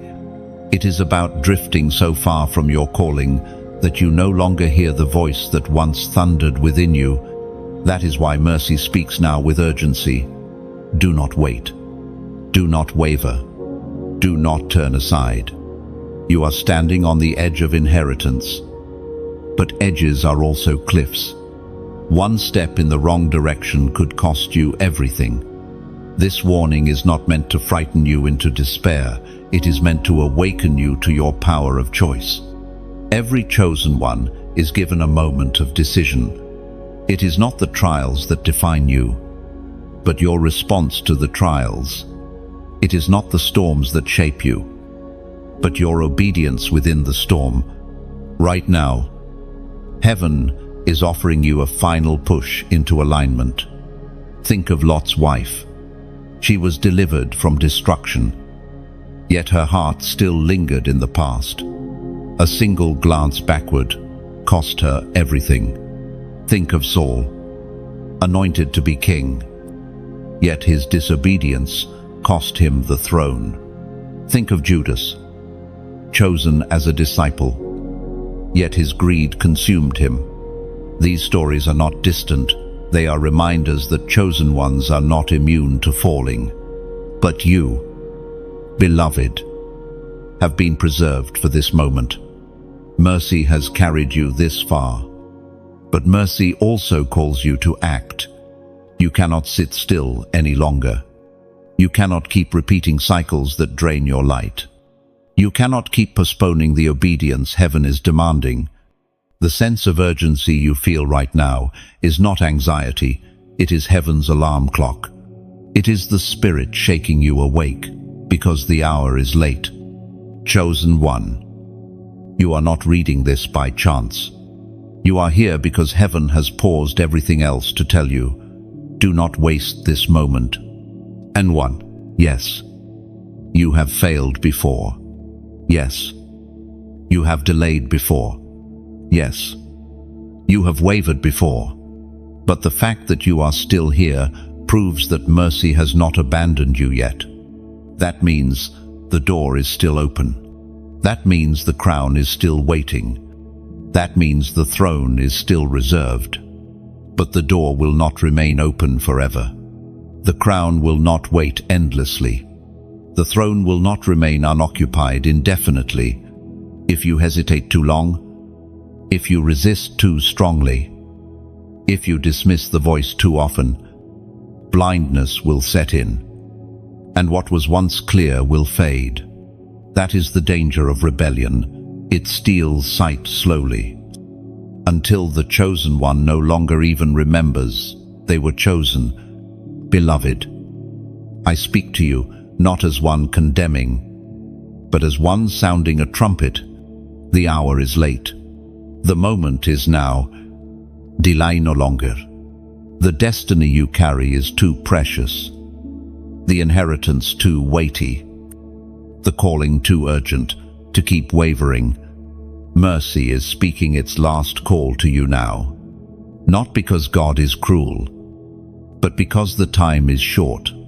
You have been preserved for a reason. But préservation demande participation. You must rise. You must align. You must choose. Chosen one. Let this moment break every chain of hesitation. Let the urgency pierce through the fog of delay. Let the Spirit's whisper burn in your bones until obedience is no longer postponed. This is your moment. Step across the line. Embrace the urgency. Do not let mercy's last call go unanswered. Chosen one.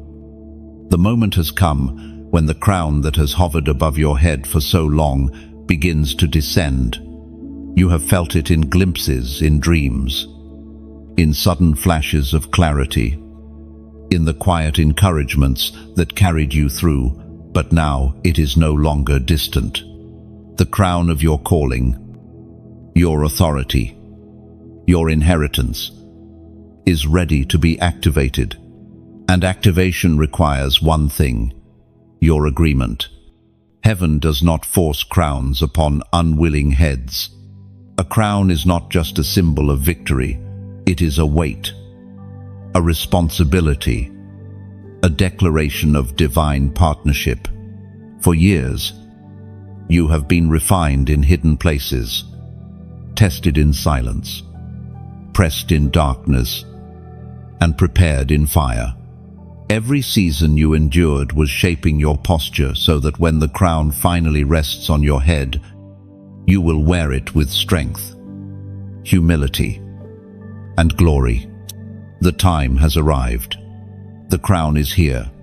The angels stand as witnesses, and the throne of God itself watches with anticipation. All that remains is your response, the moment you declare with your own words, I receive what has always been mine. The ancient words recorded in the book of Revelation, chapter 3, verse 11, remind us, I am coming soon.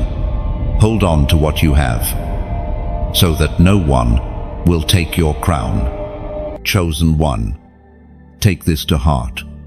The crown is your inheritance, but it is not automatic. It must be received, cherished, and guarded. The warning is clear. There are forces that will try to steal it, voices that will try to distract you, temptations that will try to weaken you. But tonight, heaven is saying, take hold of your crown.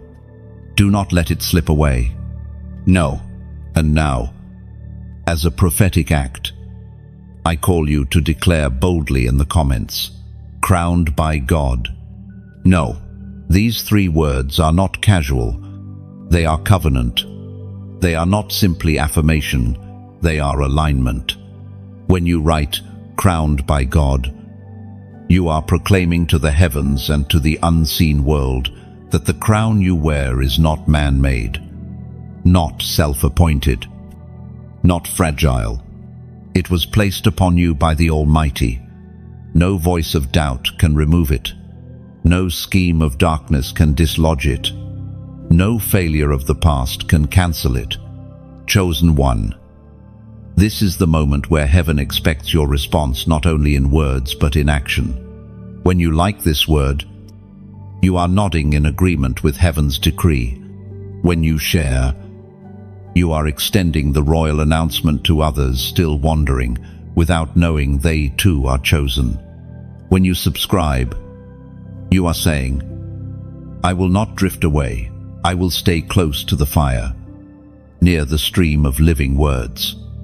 Oh, and if your spirit feels stirred to go further, let me gently speak about giving, not as a demand, not as a requirement, never as a condition, but as an invitation. Imagine a great fire burning in the night. It warms you. It lights your path. It protects you from predators that lurk in the dark. Everyone gathers close to enjoy it. But a fire only lives if someone continues to add wood. If everyone only receives and no one contributes, the flame will fade. But when one person adds even a small branch, the fire grows brighter, hotter, stronger. That is what your donation is. It is not payment, it is participation. It is not transaction, it is testimony. When you choose to sow into this work, you are adding wood to the fire that has already warmed your soul. You are ensuring that the flame continues to spread, touching countless others who are still lost in the cold of despair. And know this, heaven never measures giving by amount, but by heart. A small seed given with sincerity is more fragrant than a large gift offered with pride. Remember the widow who gave 2 small coins. Jesus declared her gift greater than the treasures of the wealthy, because her heart was in it. If you choose to give, let it be with joy, not pressure. If you give nothing at all, the word remains yours fully. The crown is not for sale. It comes from grace alone. But when you sow, something shifts. You stop being only a receiver and become also a builder. You take your place in partnership with heaven's mission. Your gift becomes part of a story bigger than your own. A story where people across nations are awakened to their crown because you helped keep the fire alive. That is eternal fruit. Fruit that no thief can steal. So right now, as you sense the weight of your crown pressing upon you, consider how you will respond. Will you let it sit as theory? Or will you step fully into agreement, like this word to say, "Yes, I believe." Share it to spread light to others. Subscribe to remain connected to the flow of prophetic truth.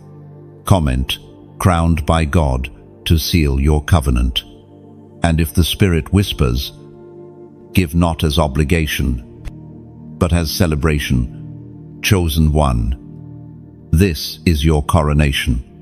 Feel the weight upon your head. It is not burden, it is glory. It is not shame, it is authority.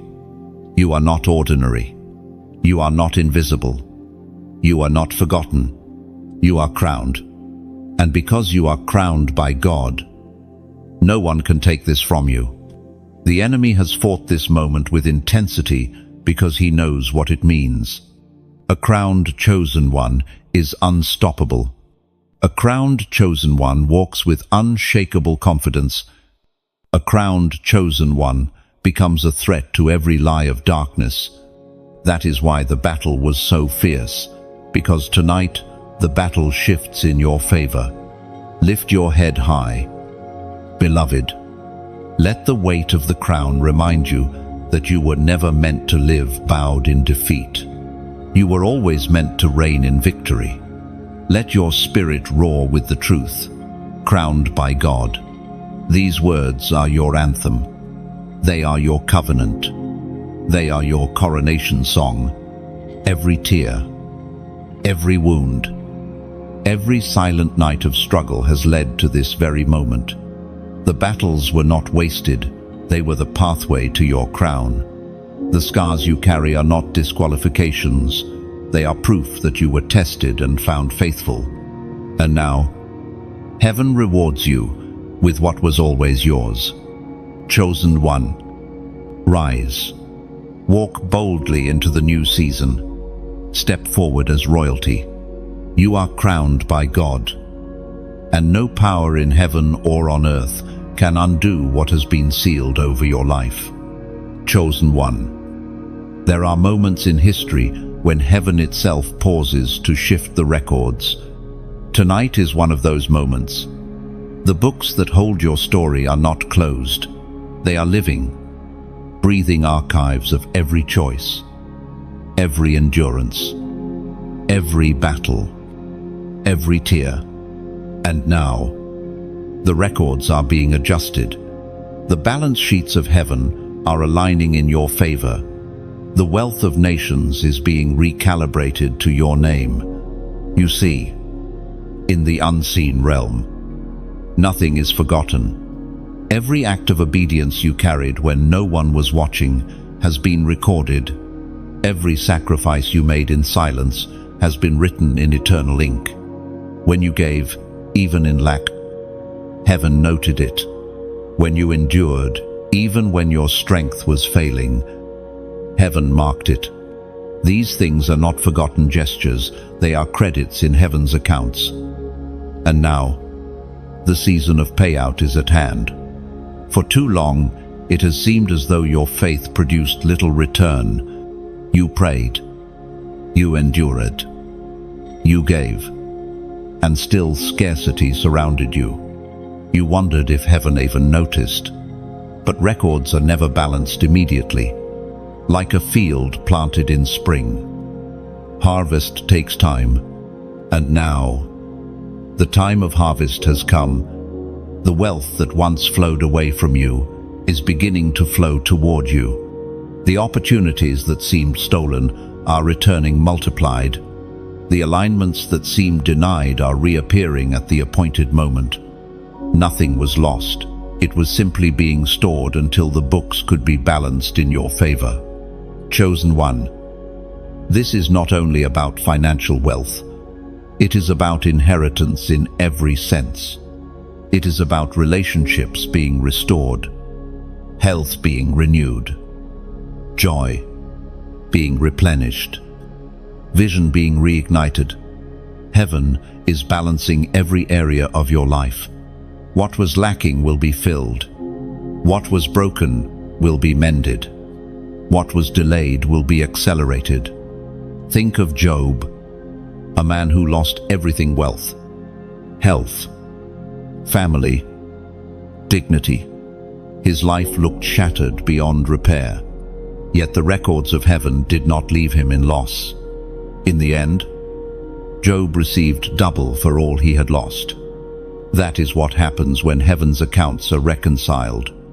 Delay may linger, but restoration always comes. It is written in the book of Proverbs, chapter 13, verse 22. The wealth of the sinner is laid up for the just. Chosen one. Let this truth resonate deeply.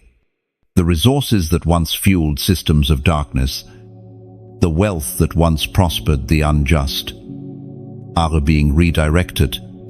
Heaven is transferring accounts. It may not always look logical in the natural, but in the unseen, the flow is shifting. You are not just receiving wealth for your own sake.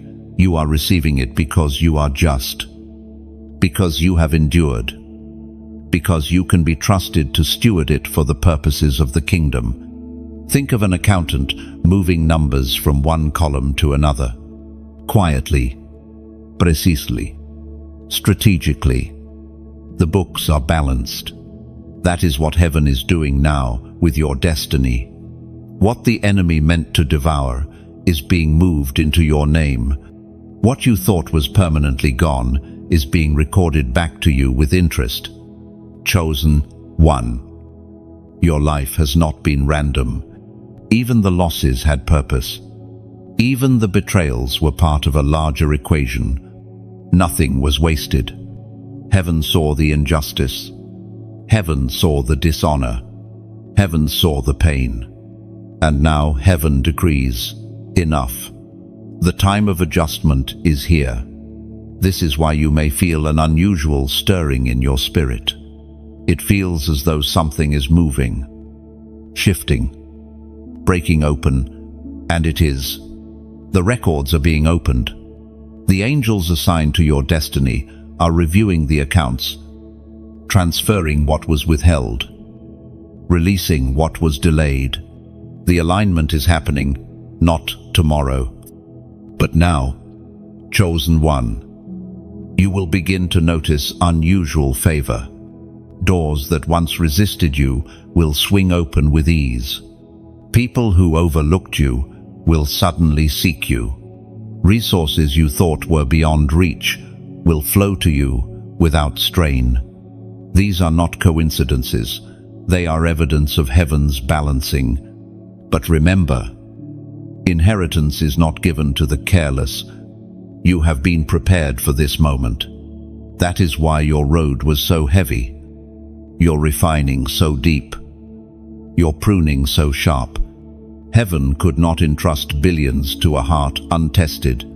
But because you endured, because you remained faithful, because you chose obedience, you are ready to carry what is now being released. Think of a vault being unlocked. For years, it remained sealed. But inside were treasures reserved for you. Now the code is entered. The lock is undone, and the treasures are released. That is your life in this moment. The vault is opening, and inside are answers to prayers you thought were forgotten, rewards for battles you thought were unnoticed, and blessings beyond what you imagined. Chosen one. Do not despise the years of seeming emptiness. They were the years that made you strong enough to carry fullness.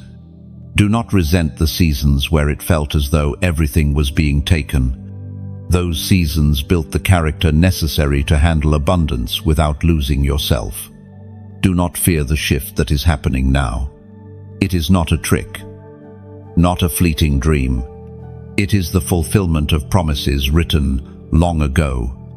Heaven's accounting is precise. It may not match earthly timing, but it is never wrong. And now, the verdict is clear.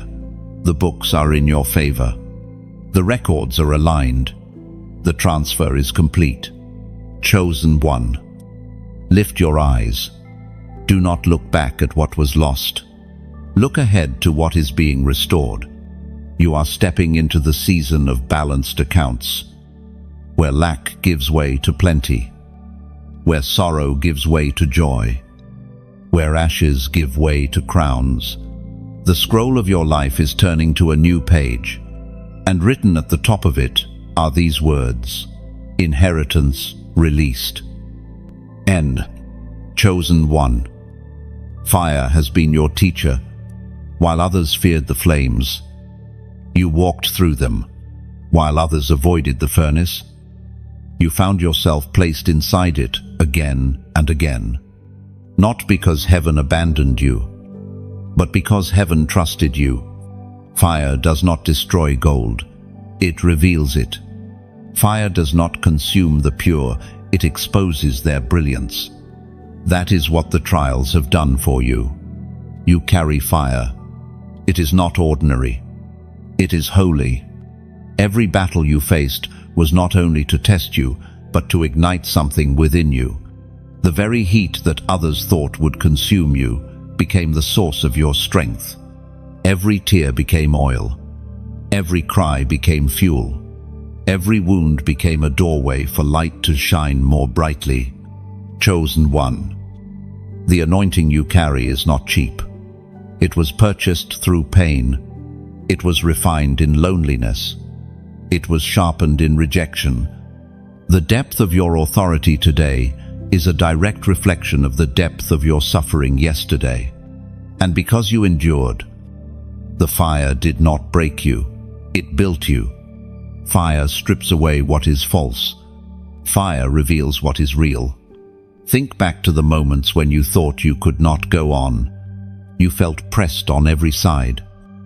But something inside of you kept burning. Even in despair, a flame refused to go out. That was not human strength, it was divine fire. The spirit within you refused to be extinguished. The Word of God declares in the first letter of Peter, chapter 1, verse 7, "These trials will show that your faith is genuine. It is being tested as fire tests and purifies gold, though your faith is far more precious than mere gold." Chosen one. Your faith is more precious than gold. Gold perishes, but your faith remains. And unlike gold, which is valued by weight, your faith is valued by endurance.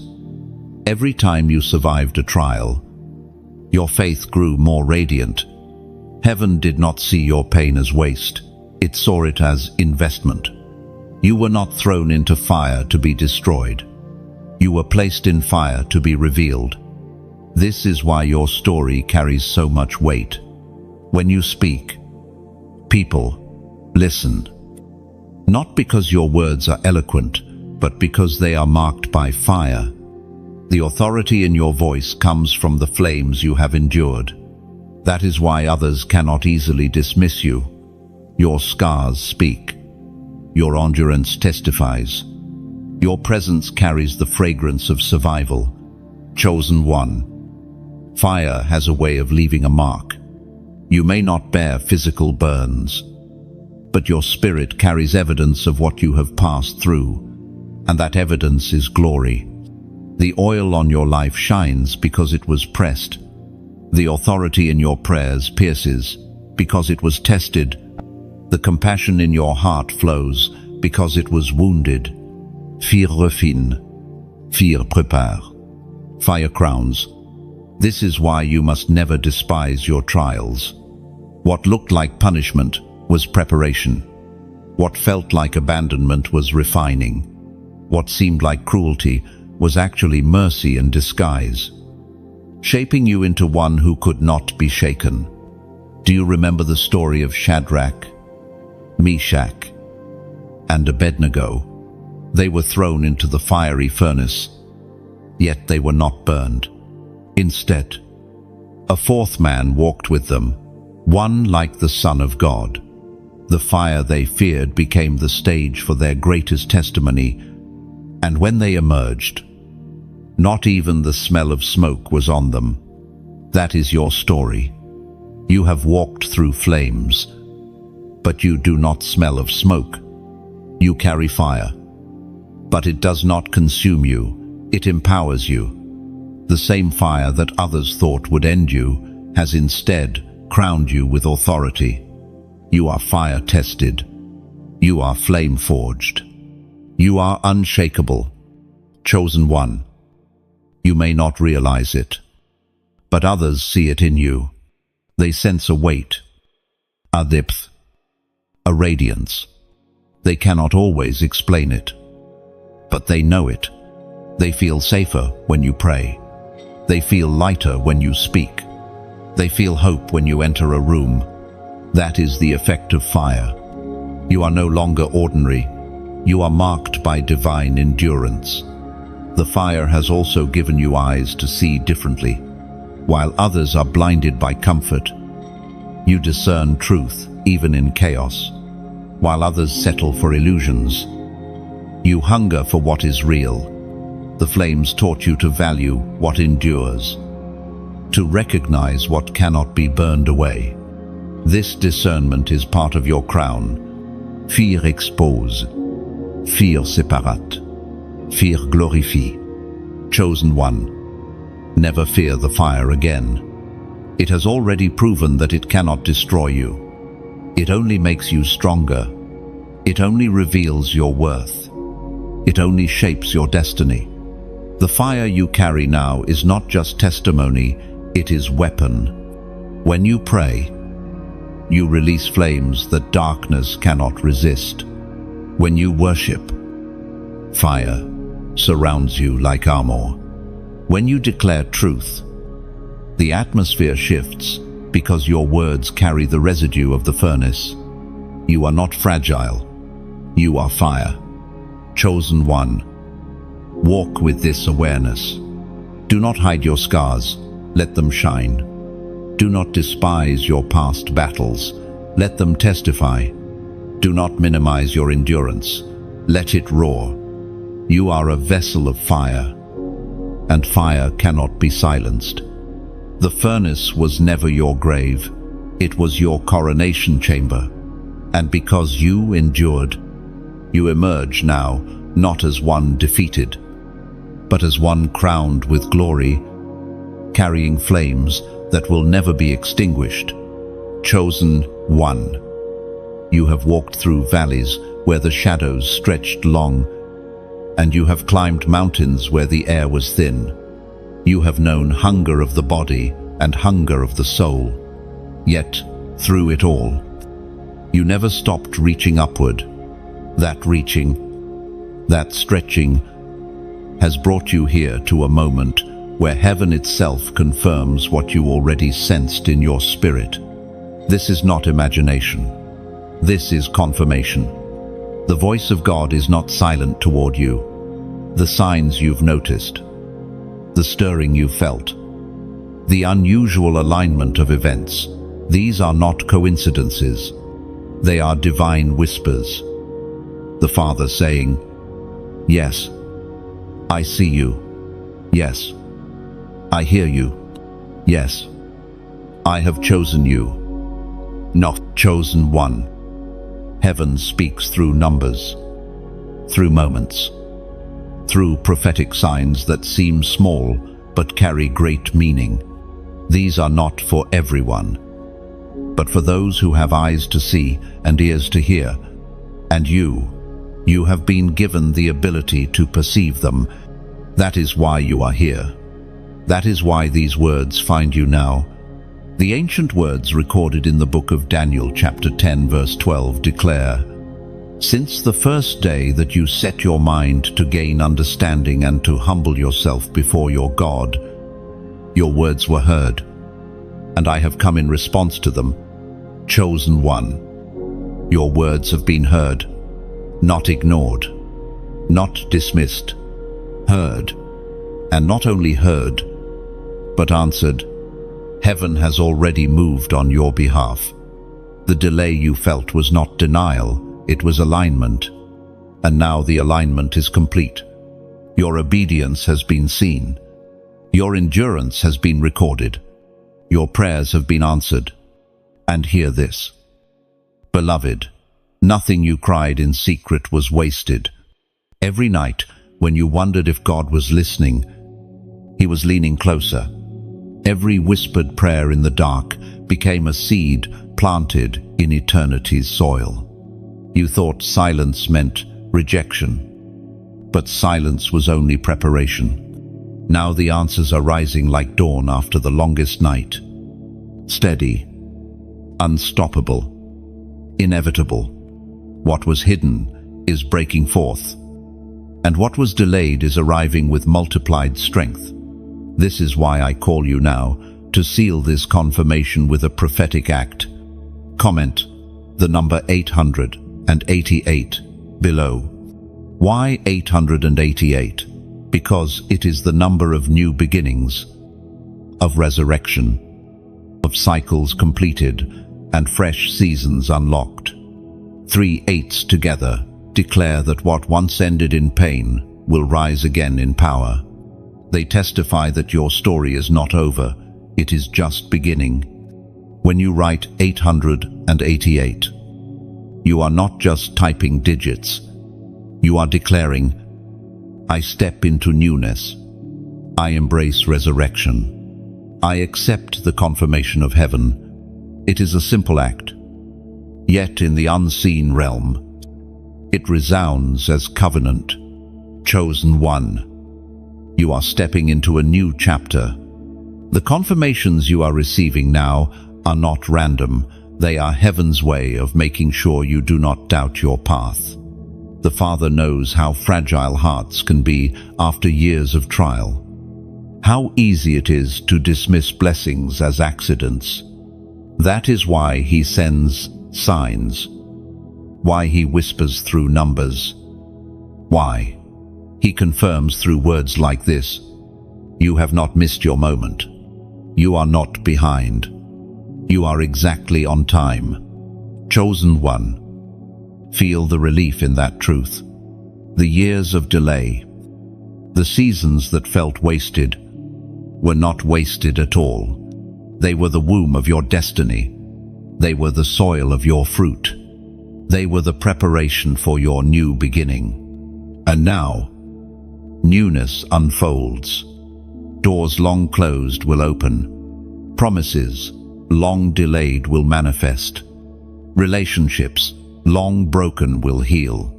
Dreams long buried will rise again.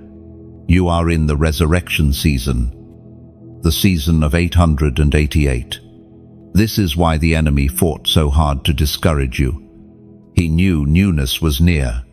He knew resurrection was on the horizon. He knew your crown was about to shine. So he tried to drown you in despair, to bury you in silence, to convince you that it was too late. But look at you now, still here, still chosen, still rising. Chosen one. The heavens rejoice at your endurance. The Father smiles at your persistence. The Spirit dances at your awakening. You are living proof that darkness cannot bury what God has chosen to resurrect. So now, let your heart rejoice. Let your soul believe. Let your spirit declare boldly, my story is entering a new chapter. My destiny is unfolding. My inheritance is alive. Comment. 888 now. And let it be written in the Spirit that you have embraced your resurrection season. You are no longer waiting for permission. You are stepping boldly into confirmation. The time of mourning has ended. The time of dancing has come. You are chosen. You are crowned. You are confirmed. And the numbers written in heaven's scroll declare loudly, 888 new beginnings. Resurrection. Overflow. Chosen one. The wheel of destiny turns swiftly, and it turns in your favor. What once was upside down is being flipped upright. The tables are turning suddenly, and those who once mocked you will now marvel at you.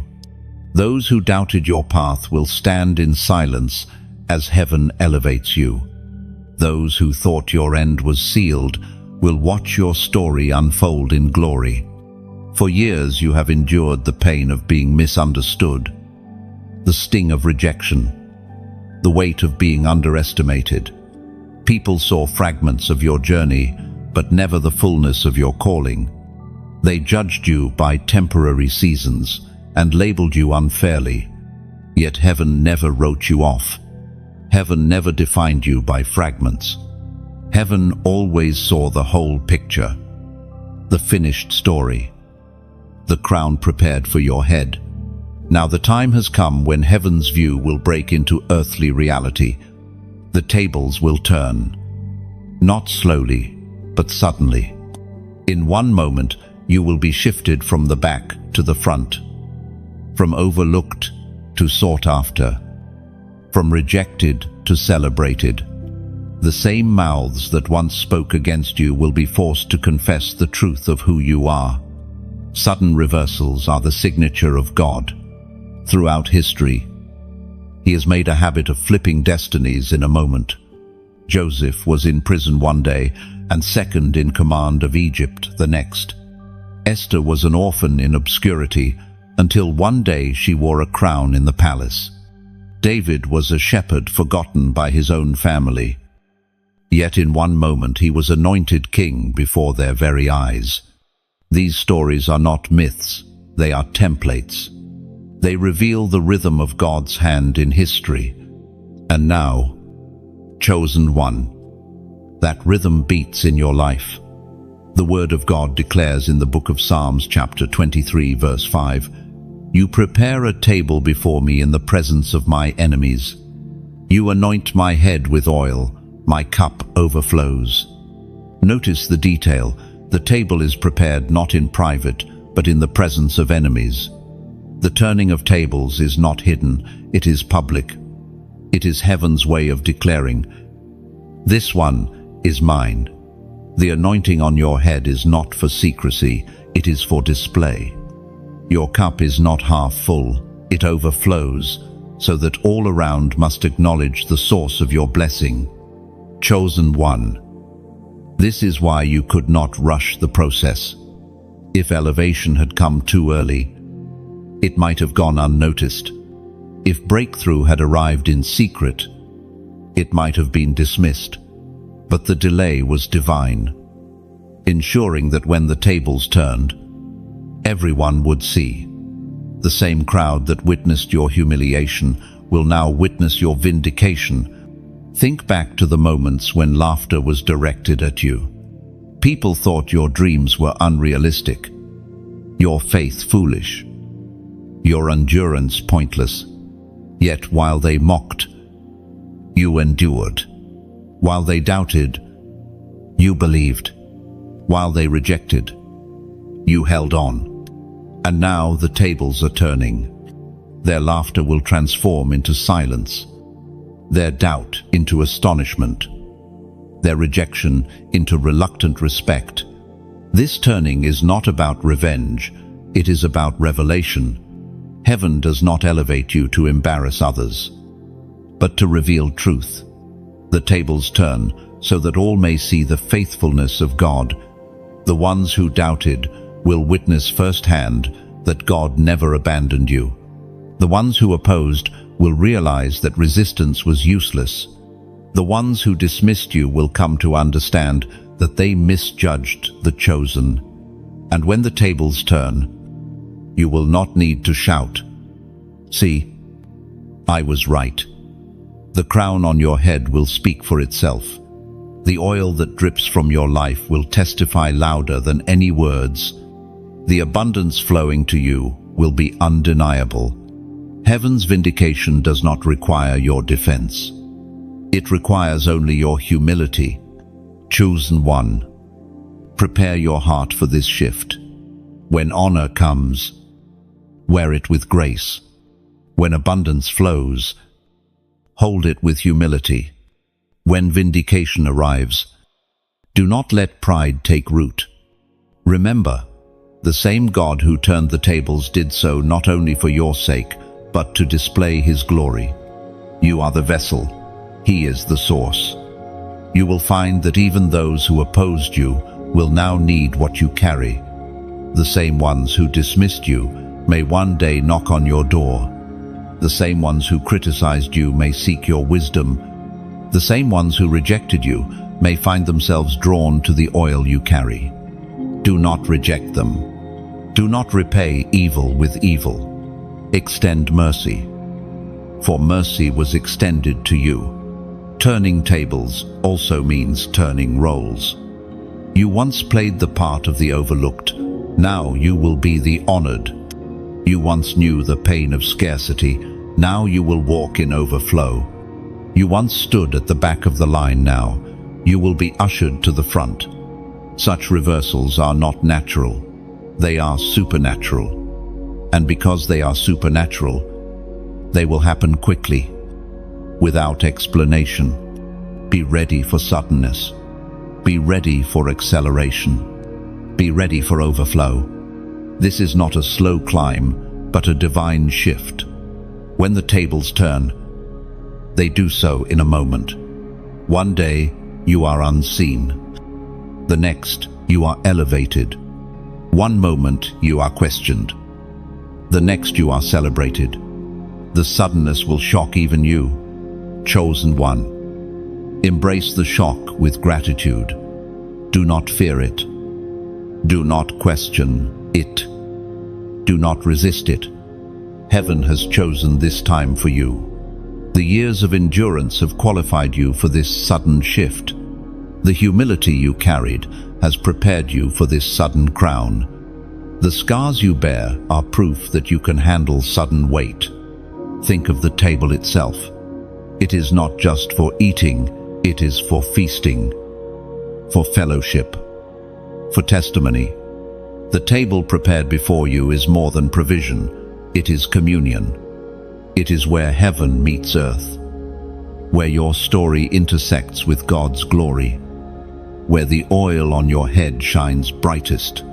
So when the tables turn, sit with confidence. Do not shrink back as though you are unworthy. You were always meant to sit there. You were always meant to wear the crown. You were always meant to overflow. And know this, the turning of tables is not a one-time event. It is a season. Doors will keep opening. Favor will keep multiplying. Overflow will keep pouring. This is not a fleeting moment, but a lasting shift. The balance of your life has changed permanently. Chosen one. The season of mockery is over. The season of vindication has begun. The tables are turning suddenly. And nothing can stop the shift. Walk into it boldly. Sit at it humbly. And let your life testify. The God who anoints is faithful to the end. Chosen one. You have seen how tables turn. How rejection becomes elevation. How silence transforms into song. But know this, such movements of heaven are not meant to be experienced alone. They are meant to be shared, multiplied, spread like fire from one torch to another. What heaven is releasing in you is not just for you, it is for a generation. This is why connection matters. This is why alignment matters. The flow of heaven does not run in isolation. It runs through vessels that remain connected, committed, and faithful. If a branch cuts itself off from the tree, it dries out. But the branch that remains connected bears fruit in every season. So it is with you. Chosen one. You are being invited not only to receive this crown, but to remain rooted in the stream of words, guidance, and fire that continually flows. Think of a river. A single drop cannot quench thirst. A cup can help for a moment, but a river sustains life, waters fields, and transforms landscapes. That is what this work is, a river.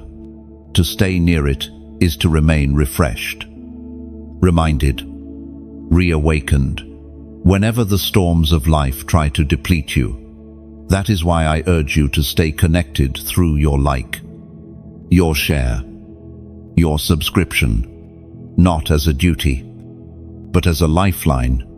These actions keep the river flowing into your life and into the lives of countless others who desperately need it.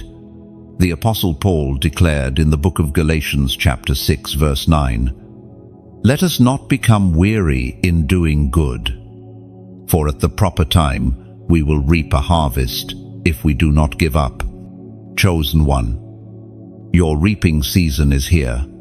The harvest is not only what you receive, but also what you sow into. Each act of engagement is a seed. Every like is an agreement. Every share is an extension. Every subscription is a continuation. These seeds may seem small, but heaven multiplies them into harvests you cannot imagine. And let me speak with honesty about another kind of seed, the seed of generosity. Imagine again the fire in the night. It glows. It warms. It pushes back the shadows. Everyone who gathers is comforted. But the fire will not burn indefinitely unless someone chooses to place another log. Some bring small twigs, some larger branches, but every contribution matters. Without it, the fire fades. With it, the fire grows stronger. That is what your donation represents. It is not an obligation. It is not a ticket to blessing. Heaven's love cannot be purchased, and crowns are not for sale. But your giving is wood on the fire. It is participation in keeping the light alive, making sure others who stumble in darkness can still find warmth and direction. Do not underestimate this. A single flame carried to another village can save lives. In the same way, your generosity fuels words that reach hearts far beyond what you will ever see. Someone across the world may find hope because you chose to keep this fire alive. That is eternal impact. But remember, this must always be voluntary, joyful, free. If your heart resists, then do not give. If your spirit does not stir, then remain at peace. Heaven does not count reluctant seeds. Only those planted in joy multiply into harvest. If you give, let it be because your heart whispers, I want to be part of this flame. I want to see this river flow wider. Emily, this is the rhythm of heaven, receiving and giving, overflow and outpouring. To stay in that rhythm is to remain in the current of blessing. When you like, share, subscribe, or even donate, you are not losing, you are aligning. You are keeping the current alive, both for yourself and for others. Chosen one, think of yourself as part of something larger. The throne you sit upon is not isolated. It is connected to a kingdom, and kingdoms thrive when their people align together, each bringing what they can, each carrying what they must, each holding the line, so the kingdom shines brighter. This is why your action matters. It is not about pressure, it is about participation. Every small act is multiplied. A single like echoes agreement. A single share opens a door. A single subscription ensures the message continues. And a single gift, no matter how small, adds fuel to a fire that lights nations. The enemy wants you to think your action is insignificant. He whispers, it doesn't matter. Someone else will do it. But heaven says otherwise. Heaven declares that every seed counts. Every act is recorded. Every flame adds to the blaze. And tonight, chosen one, you have the chance to be part of something eternal. So, respond as your spirit leads. Like, if your heart resonates. Share. If you know someone who needs hope, subscribe. If you desire to remain in the flow, give. If joy stirs within you to fuel the fire, not one of these is demanded, but each one is an invitation into alignment. And as you act, remember this. You are not merely supporting words on a screen. You are ensuring that the crowns of countless others are awakened. You are expanding heaven's reach. You are multiplying the testimony of light. Chosen one, the season of harvest is here. Walk in it boldly. Receive what is yours. And, as you feel led, plant into the soil that is already bearing fruit. Because in due time, you will reap, not just in your own life, but in the lives of many who will rise because you chose to keep the fire alive. Chosen one, listen carefully. There is a fragrance of destiny around you now. It is not the scent of defeat.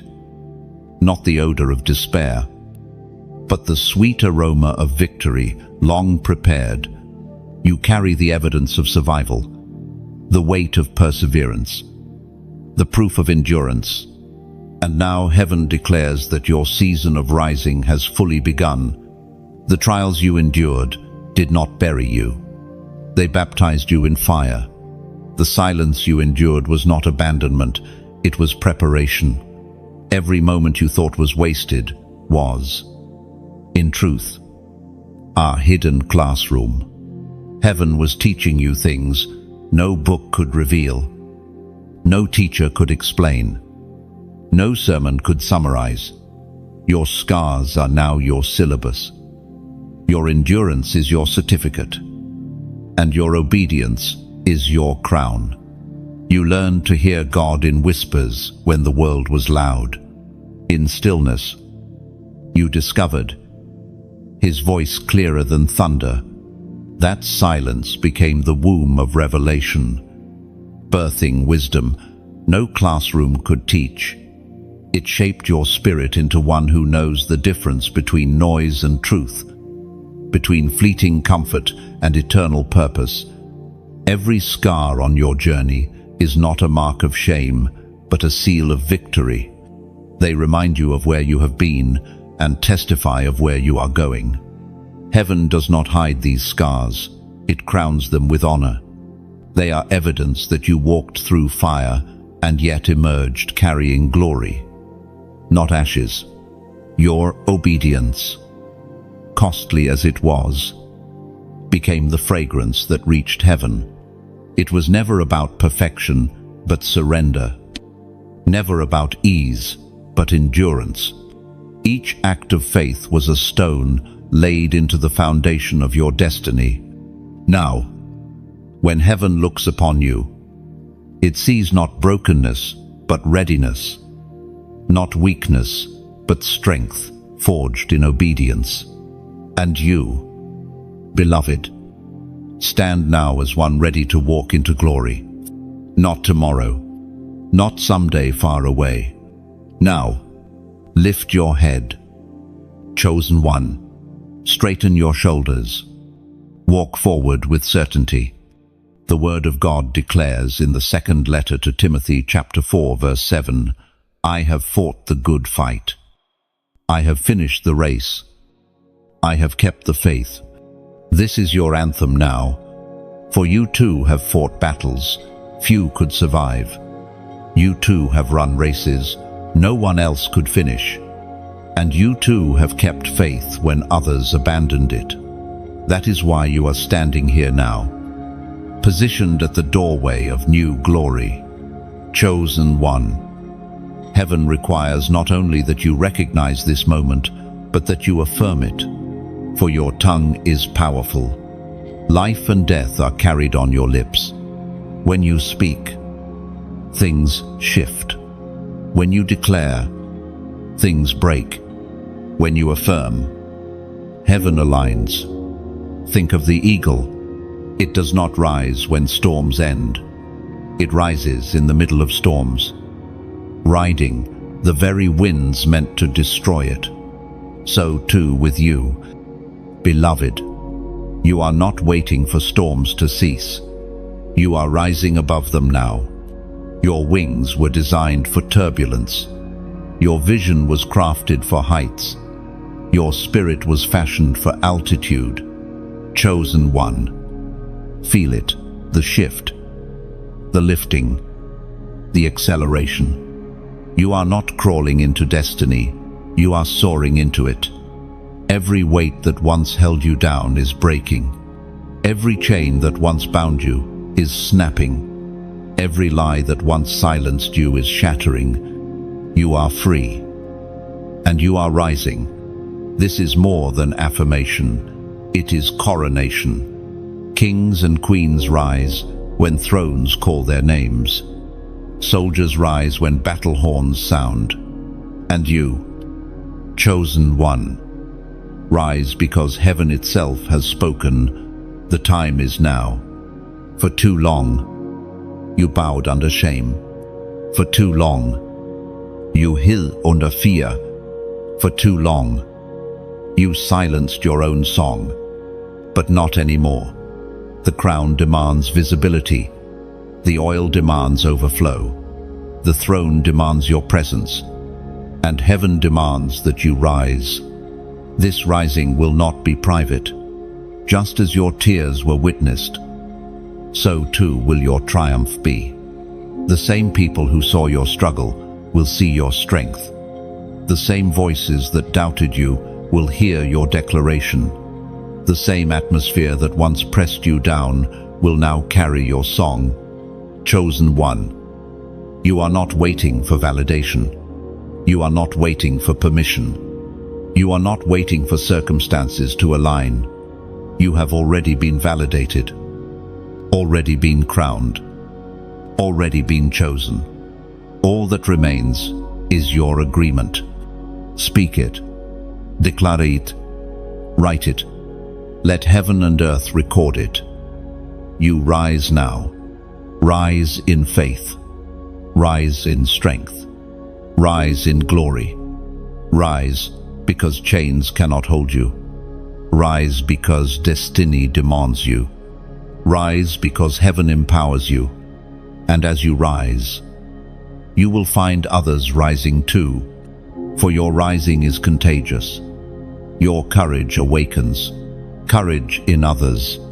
Your song awakens, voices long silenced. Your light awakens, flames long dimmed. You are not only rising for yourself, you are rising for many. Chosen one, embrace this moment fully. Let no shadow linger. Let no fear remain. Let no doubt whisper. The time is too sacred. The crown too precious. The oil too costly. Stand tall. Lift your head. Open your mouth. And let the anthem roar once more. You rise now. And as a seal upon this word, I invite you to write in the comments, I rise now. Then, this is not a casual phrase. It is covenant. When you write it, you are not typing words. You are making a declaration. You are telling heaven, I embrace my destiny without delay. You are telling your own soul, I will not shrink. I will not hide.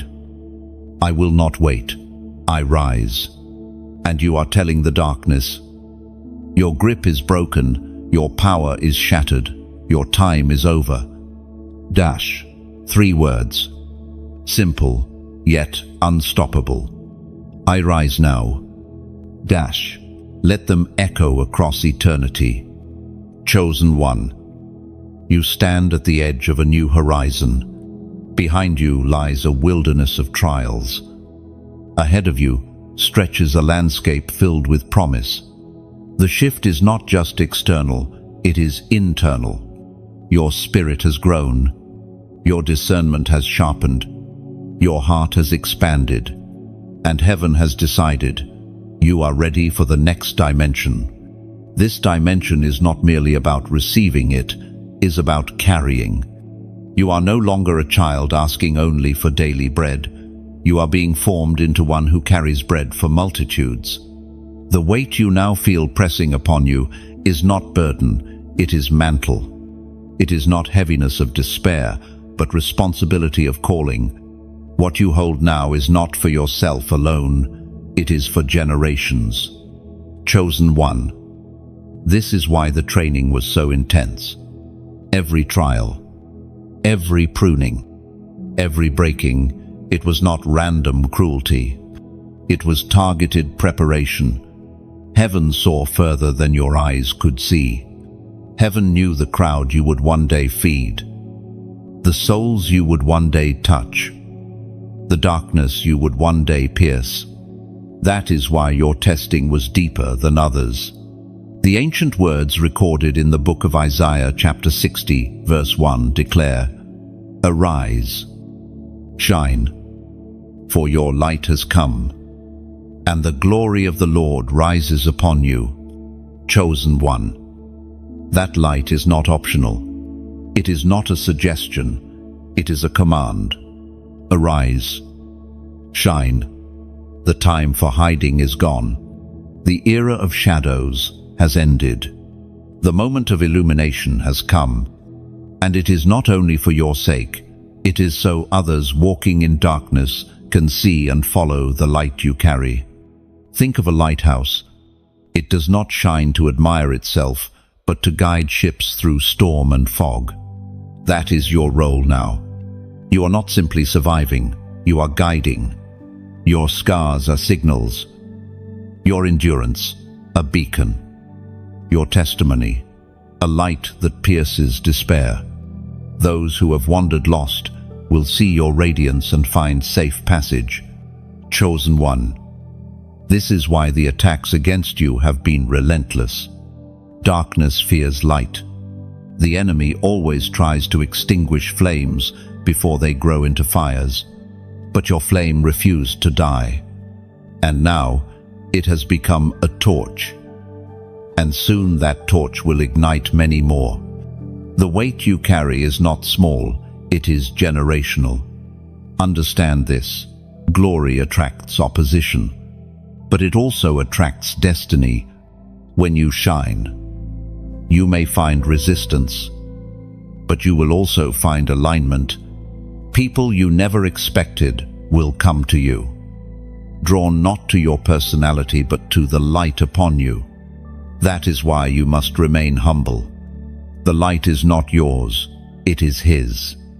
The glory is not self-made, it is heaven, given. Humility is your shield. Obedience is your armor. Faith is your sword. These are the tools that will keep you steady as glory increases. Without them, elevation could crush you. With them, elevation becomes testimony. You were never meant to collapse under the weight. You were meant to carry it with grace. Chosen one. Your identity is secure. The crown upon your head does not shift with opinions. The oil upon your life does not dry up with seasons. The throne prepared for you does not vanish with storms. Your calling is fixed, and your place in heaven's story is unshakable. You do not need to compare yourself, compete with others, or prove your worth. You are already chosen. And now heaven says, step into visibility. The world has waited long enough.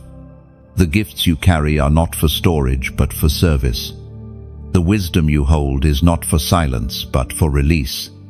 The fire you carry is not for comfort alone, but for warfare against darkness. Chosen one. The world is hungrier than ever. People wander in confusion, searching for answers in empty wells. They drink from polluted streams and still thirst. You, however, carry living water. Do not underestimate the power of your words, your presence, your faith. They are not ordinary, they are streams of life to the thirsty. You will find that in this next season, heaven will position you strategically. Conversations will open that you never sought. Rooms will invite you that you never applied to enter. Opportunities will come that you never imagined. Do not be surprised. Do not shrink back. This is not coincidence, it is alignment. It is the manifestation of the crown that has hovered over you for so long. But remember this truth. Visibility is not for vanity, it is for purpose. The light does not shine, so the lighthouse feels important. It shines, so the lost can find home. Your elevation is not for self-glory, but for kingdom expansion. Your abundance is not for self-indulgence, but for generosity. Your crown is not for display, but for service. Chosen one. Carry this perspective, and you will remain unshakable. Without it, pride becomes a snare, but with it, humility will guard you, and glory will multiply. You are not stepping into a fleeting moment of applause, you are stepping into eternal purpose. Look ahead. Beloved, Can you see it? The horizon glows with a new dawn. The shadows retreat. The fog lifts. The sea calms. And there, in the distance, ships that once wandered aimlessly now steer toward the light. They are coming, not because of you, but because of the glory you carry. Your story has become a compass. Your endurance has become a map. Your crown has become a signal. Chosen one. Do not underestimate what you carry. The weight is not light, but neither are you. You were forged in fire for this. You were anointed in obscurity for this. You were chosen before birth for this. And now the time has come. Arise. Shine. For your light has come. Let the nations see. Let the broken find. Let the lost return. And let your life, marked by trials and triumph, testify forever. You are chosen. You are crowned. And the glory of God rises upon you. Chosen one. There is a rhythm to heaven that does not match the rhythm of this world. While the earth counts by clocks and calendars, heaven counts by faith and obedience. That is why your journey has often felt out of sync with those around you. You saw others move ahead while you remained still. You watched doors open for them while yours stayed shut. You wondered if you were forgotten. But the truth is deeper. Your timing was never meant to be theirs. Heaven works with precision. The delay you endured was not neglect. It was alignment. Just as stars appear only when night falls, your season could only unfold when the world reached a particular hour. To rush it would have ruined it. To delay it further would have diminished it. And now, finally, the appointed time has arrived. There is a beauty in this timing. Chosen one. Think of a seed buried in soil. To the eye, it seems inactive, hidden, unproductive. But in truth, it is undergoing transformation. Roots are stretching downward, unseen. A stem prepares to push upward. If pulled from the soil too soon, it dies. But if left to grow in its appointed time, it becomes a tree. That is you. For years, you felt buried, but you were being rooted. For years, you felt invisible, but you were being prepared. And now, the stem has broken the soil. Your visibility begins. The ancient words recorded in the book of Ecclesiastes chapter 3 verse 1 remind us, "To everything there is a season, and a time to every purpose under heaven." Chosen one, your time has come. The season has shifted. What once resisted you will now release to you. What once seemed impossible will now become inevitable. This is the rhythm of heaven when the season shifts. Nothing can stop the bloom. Think of Joseph again. Years in prison, forgotten and overlooked. Until one day, Pharaoh called for him. In a single moment, his life transformed. The years of waiting did not diminish the dream, they refined the dreamer. That is what has happened in you. Delay did not kill your destiny. It crafted your character. Chosen one. Patience is not wasted. While the world glorifies speed, heaven pries endurance. What you gained in waiting is priceless. Wisdom, discernment, humility, resilience. These are treasures no shortcut can provide. And now they crown you, making you ready not just for blessing, but for sustaining blessing. Consider the olive. It is crushed to release oil. But before crushing, it must first ripen in its season. Harvest too early, and the oil is bitter. Harvest too late, and the oil is lost. Only in the right season does the oil flow pure. That is why your crushing came when it did. It was timed for perfect oil. Now, chosen one, that oil flows. Do not despise the years behind you. Do not regret the roads you walked. Even the painful paths were part of the timing. You did not miss your moment. You did not fall behind. You are exactly where you are meant to be, stepping into destiny in the fullness of time. This season is not just about receiving promises, it is about manifesting them. Promises long held in your heart. Words whispered in secret. Visions that felt too distant, now they come alive. What you dreamed in night hours will unfold in daylight. What you whispered in prayer will shout in reality. What you hoped in faith will be touched in the natural. Chosen one. The timing of heaven is not random. It connects threads you could never weave on your own. Encounters you thought accidental are divine appointments. Delays you thought setbacks are hidden protections. Shifts you thought losses are strategic redirections. Heaven has been weaving it all into a tapestry. And now, as the season shifts, the pattern becomes clear. Look carefully, and you will see it. The people entering your life now are not by chance, they are assignments. The doors opening now are not coincidence, they are divine setups. The strength you feel now is not your own, it is grace for the season. Heaven's timing has activated everything in your favor. Chosen one. Do not rush, but also do not hesitate. Move with the rhythm of heaven. When he says step, step boldly. When he says wait, wait faithfully. This is the dance of destiny, trust, obedience, alignment. And when you move with heaven's rhythm, you will always find yourself in the right place at the right time.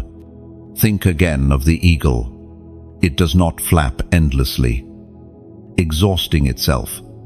It waits for the right wind. When that current arrives, it spreads its wings and rises effortlessly.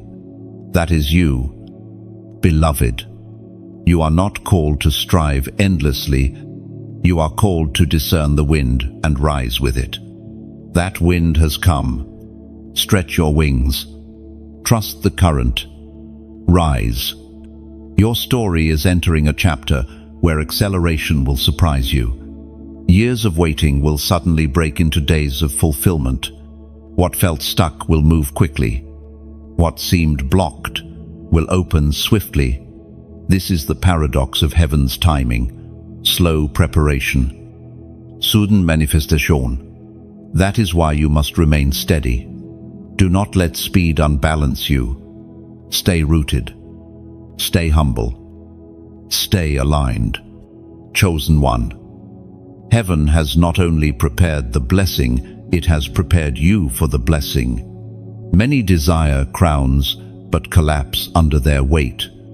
You, however, have been made strong enough to carry it. The pressing that once broke you has now built you. The waiting that once wearied you has now strengthened you. The silence that once hurt you has now tuned your ear to his whisper. Now step into this moment with confidence. The season is yours. The time is now. The rhythm of heaven is playing your song. And all of creation leans forward to see you rise. Lift your eyes. Chosen one. The horizon is glowing. The soil is breaking. The oil is flowing.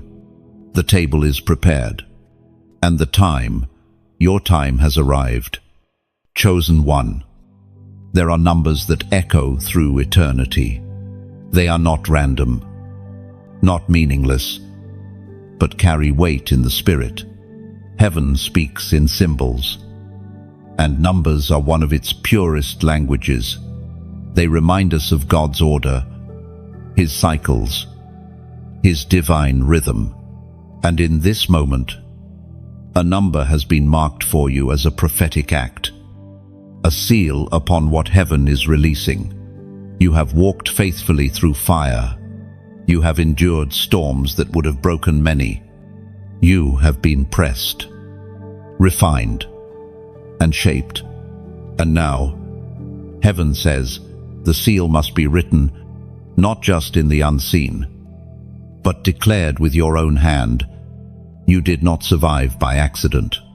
Every tear you cried became water for the soil of your destiny. Every wound you carried became an opening for light to shine through. What you thought were punishments were actually refinements, chiseling away what did not belong so that only what was pure could remain. The seal is not placed on something fragile, but on something proven strong. And you, chosen one, are strong enough to carry it. Remember how the potter works. Clay must be pressed, reshaped, and even broken before it becomes a vessel fit for use. At times you felt crushed under his hands. But now you see the truth. The potter was never discarding you, he was shaping you. The seal that heaven speaks of now is the final mark that declares, this vessel is ready. This one is chosen. This one will pour out oil that never runs dry. Chosen one. The seal also means ownership. What is sealed cannot be claimed by another. What is sealed belongs to the one who marked it. That is why the enemy's accusations no longer matter, because you bear heaven's seal. You are marked as belonging to God. And no chain, no curse, no lie. No opposition can change that reality. The mark is eternal, visible in the unseen, undeniable in the spirit. And let this encourage your heart. The seal is also protection. Just as letters sealed by a king could not be broken except by the one they were sent to, so too your destiny is sealed. It cannot be tampered with, delayed, or destroyed by forces of darkness. The hand that sealed you is the same hand that guides you, guards you, and carries you through every open door. You are not only chosen, you are preserved. The Word of God declares in the book of Revelation chapter 3 verse 8, I have placed before you an open door that no one can shut. Chosen one. This is your season of open doors. Not a single one. Not a temporary one. But a series of doors ordained for your destiny. These doors are not man-made. Therefore no man can close them. They are not granted by circumstance. Therefore circumstance cannot take them away. They are not fragile, they are eternal. But doors in the Spirit are opened by faith and sealed by declaration. That is why heaven is asking for your prophetic act today, to write, to declare, to mark this moment as a testimony. You are stepping into open doors that no one can shut. The number for this moment is 4,444. 4 is the number of stability, foundation, and completion of order. The earth has 4 corners. The winds move in 4 directions. The seasons shift in 4 cycles. To repeat it fully is to declare stability upon stability, foundation upon foundation, order upon order. It is heaven's way of saying, what is being opened now cannot be shaken, cannot be reversed, cannot be undone. Think of Noah. The ark rested on the mountains of Ararat after the flood. That moment represented stability after chaos, a foundation after storm, order after destruction. That is what this number means for you. The chaos is over. The flood has passed. The storm has ended. And now, Your ark rests on solid ground. Chosen one. For too long, you felt as though every step was shaky. You walked on shifting sand, unsure if the ground would hold. But heaven says, no more instability. The ground beneath you is firm.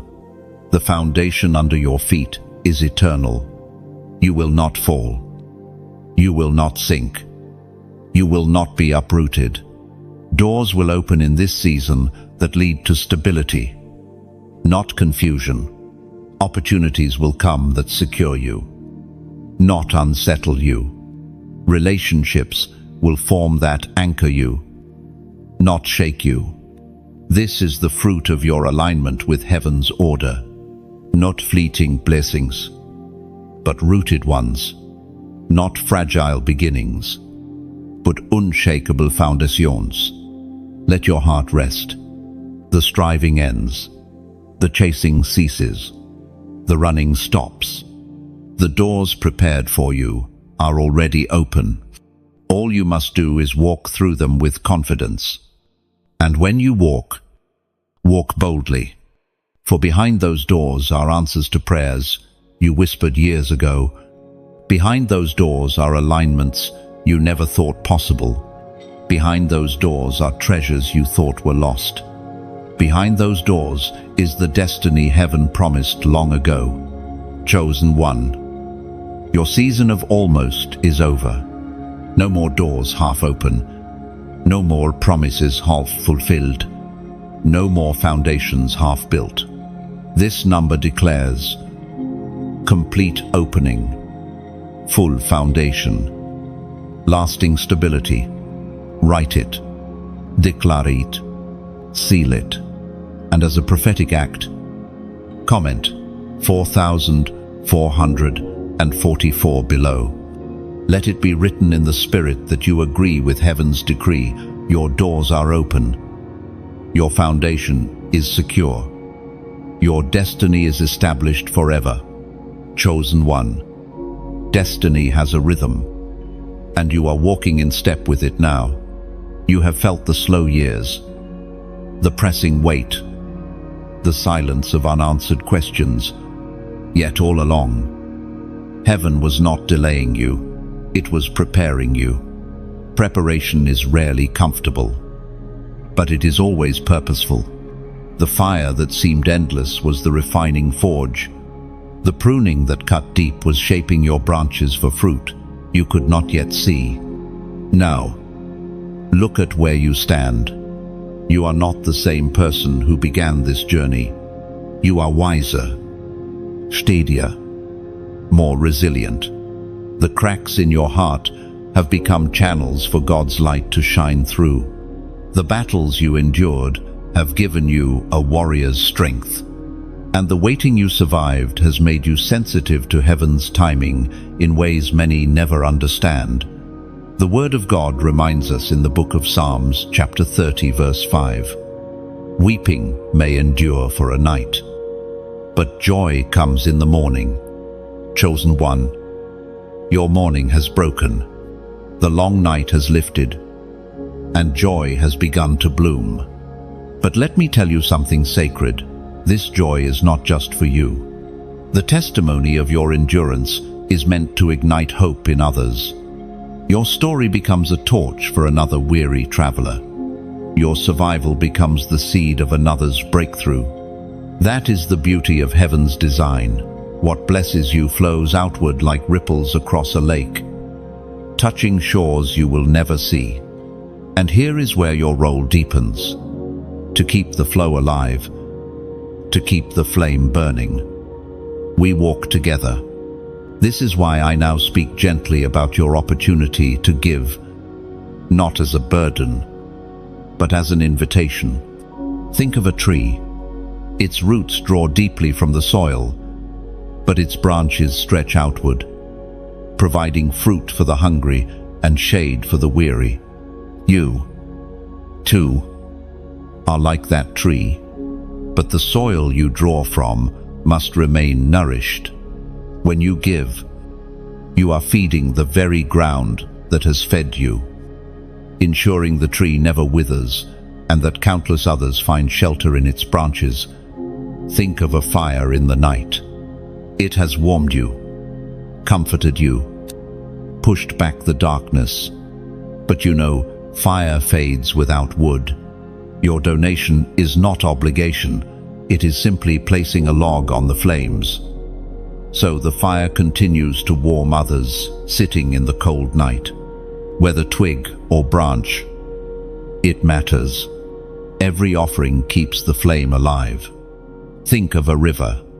You have drunk from its waters, and it has revived you.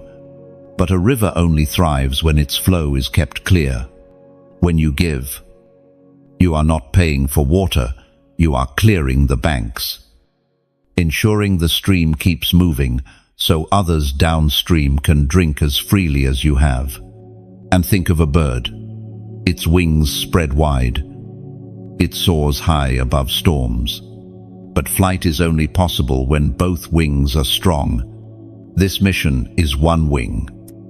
And you, chosen one, are the other.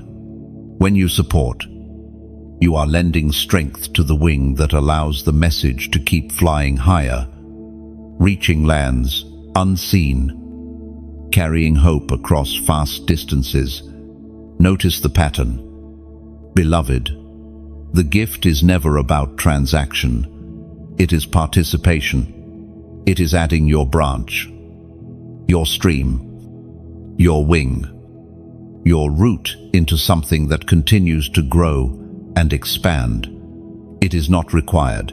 It is chosen. It is not purchased. It is sown. And the fruit, the warmth, the water, the flight, these are shared by all. If your heart stirs, if gratitude rises, then let it flow into generosity. Give what you can. Give with joy.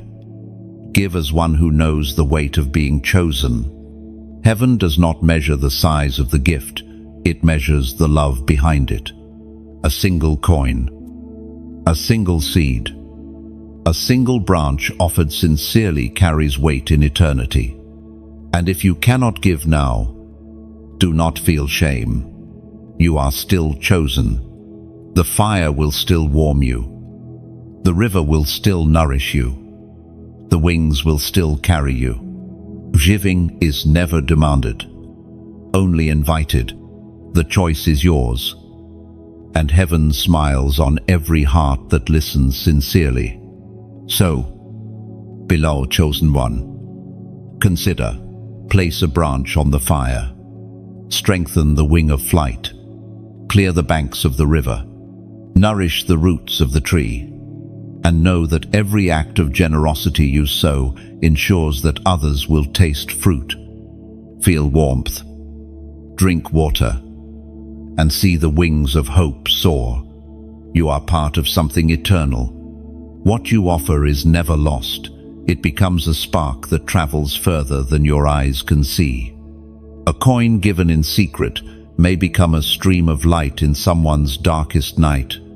A gift released in faith may cross oceans and awaken a weary soul to hope again. Heaven multiplies in ways beyond your imagination. Think of it this way.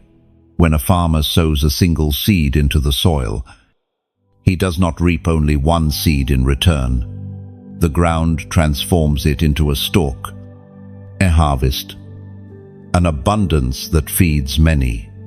So it is with every offering from your hand. Heaven never returns it empty.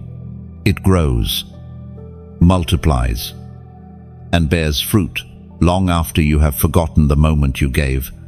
And one day, in eternity, you will meet those who were touched because you chose to sow, not pressured, not forced, but joyfully, freely, as one marked by love, chosen one. The path you walk is not ordinary. It has been marked by fire, refined by storms, and lit by the hand of heaven itself.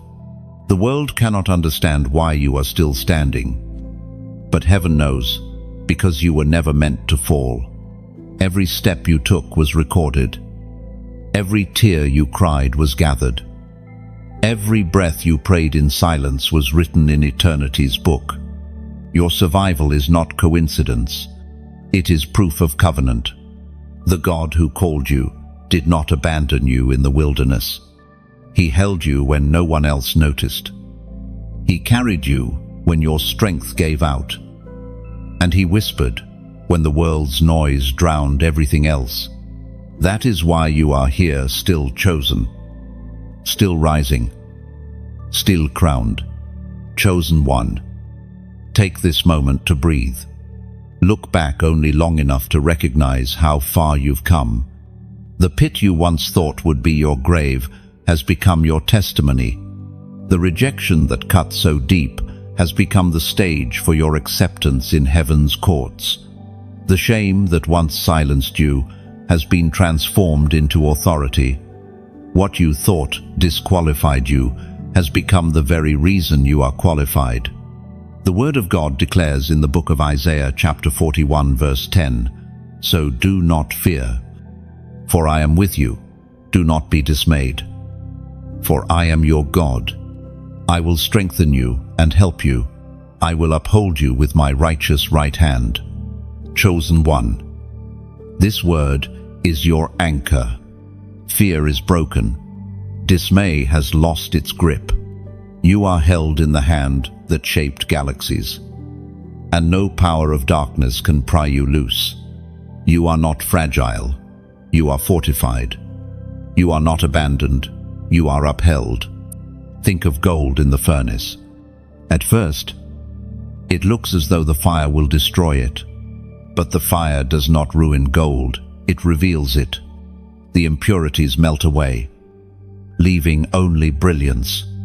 That is your story. The fire did not consume you, it revealed you. The trials did not erase your value, they unveiled it. The heat you endured was not your end, it was your unveiling. Just as the diamond is formed under pressure, so too your brilliance was hidden, until the weight pressed you into shape. What seemed unbearable became the very force that unlocked the treasure inside you. Without that pressure, the beauty would remain hidden.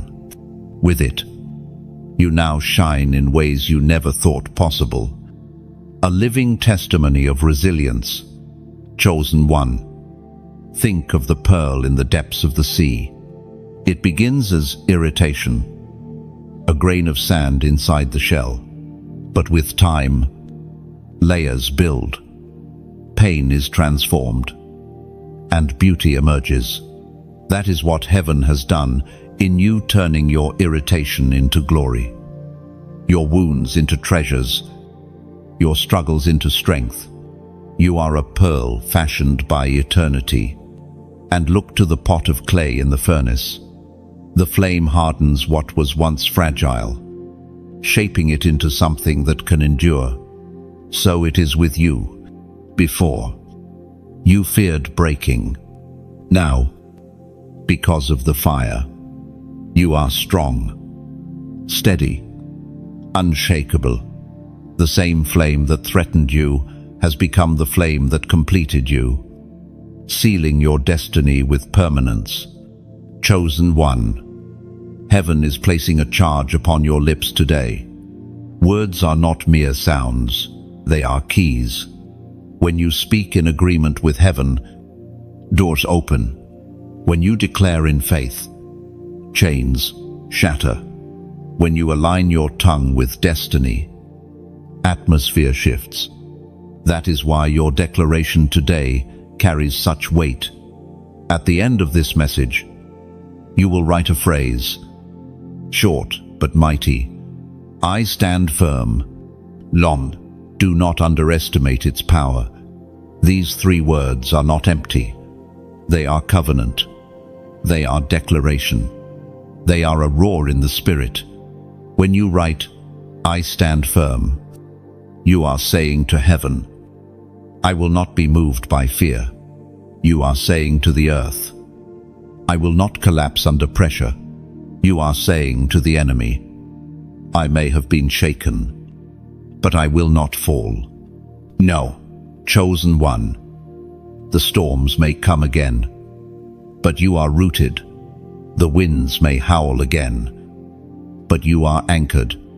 The waves may rise again, but you are unshakable. You are like a tree planted by streams of water. Its roots go deep, and its leaves do not wither. You will not be uprooted, because your foundation is eternal. Remember David. He faced giants larger than himself, armies stronger than himself, betrayal deeper than wounds of flesh. Yet he declared, The Lord is my rock and my fortress.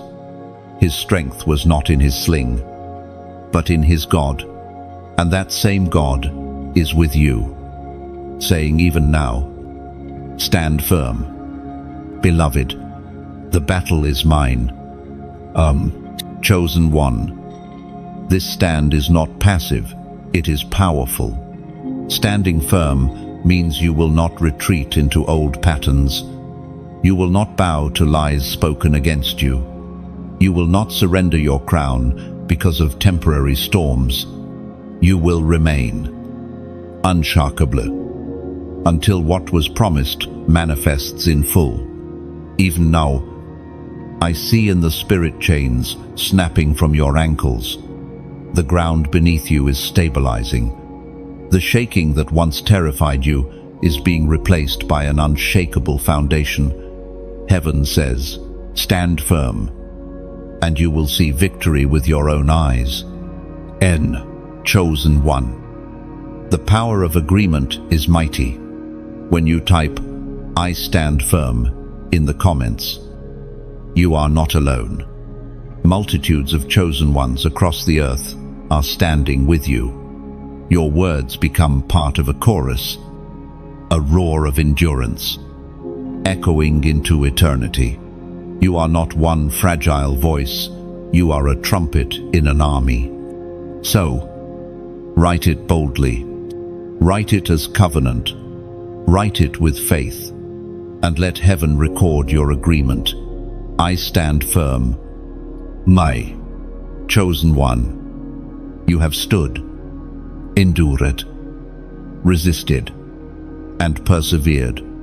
The fire has not consumed you. The waters have not drowned you, and the storms have not broken you. Instead, every trial became a stepping stone. Every disappointment, a hidden classroom. Every delay, a tool of divine alignment.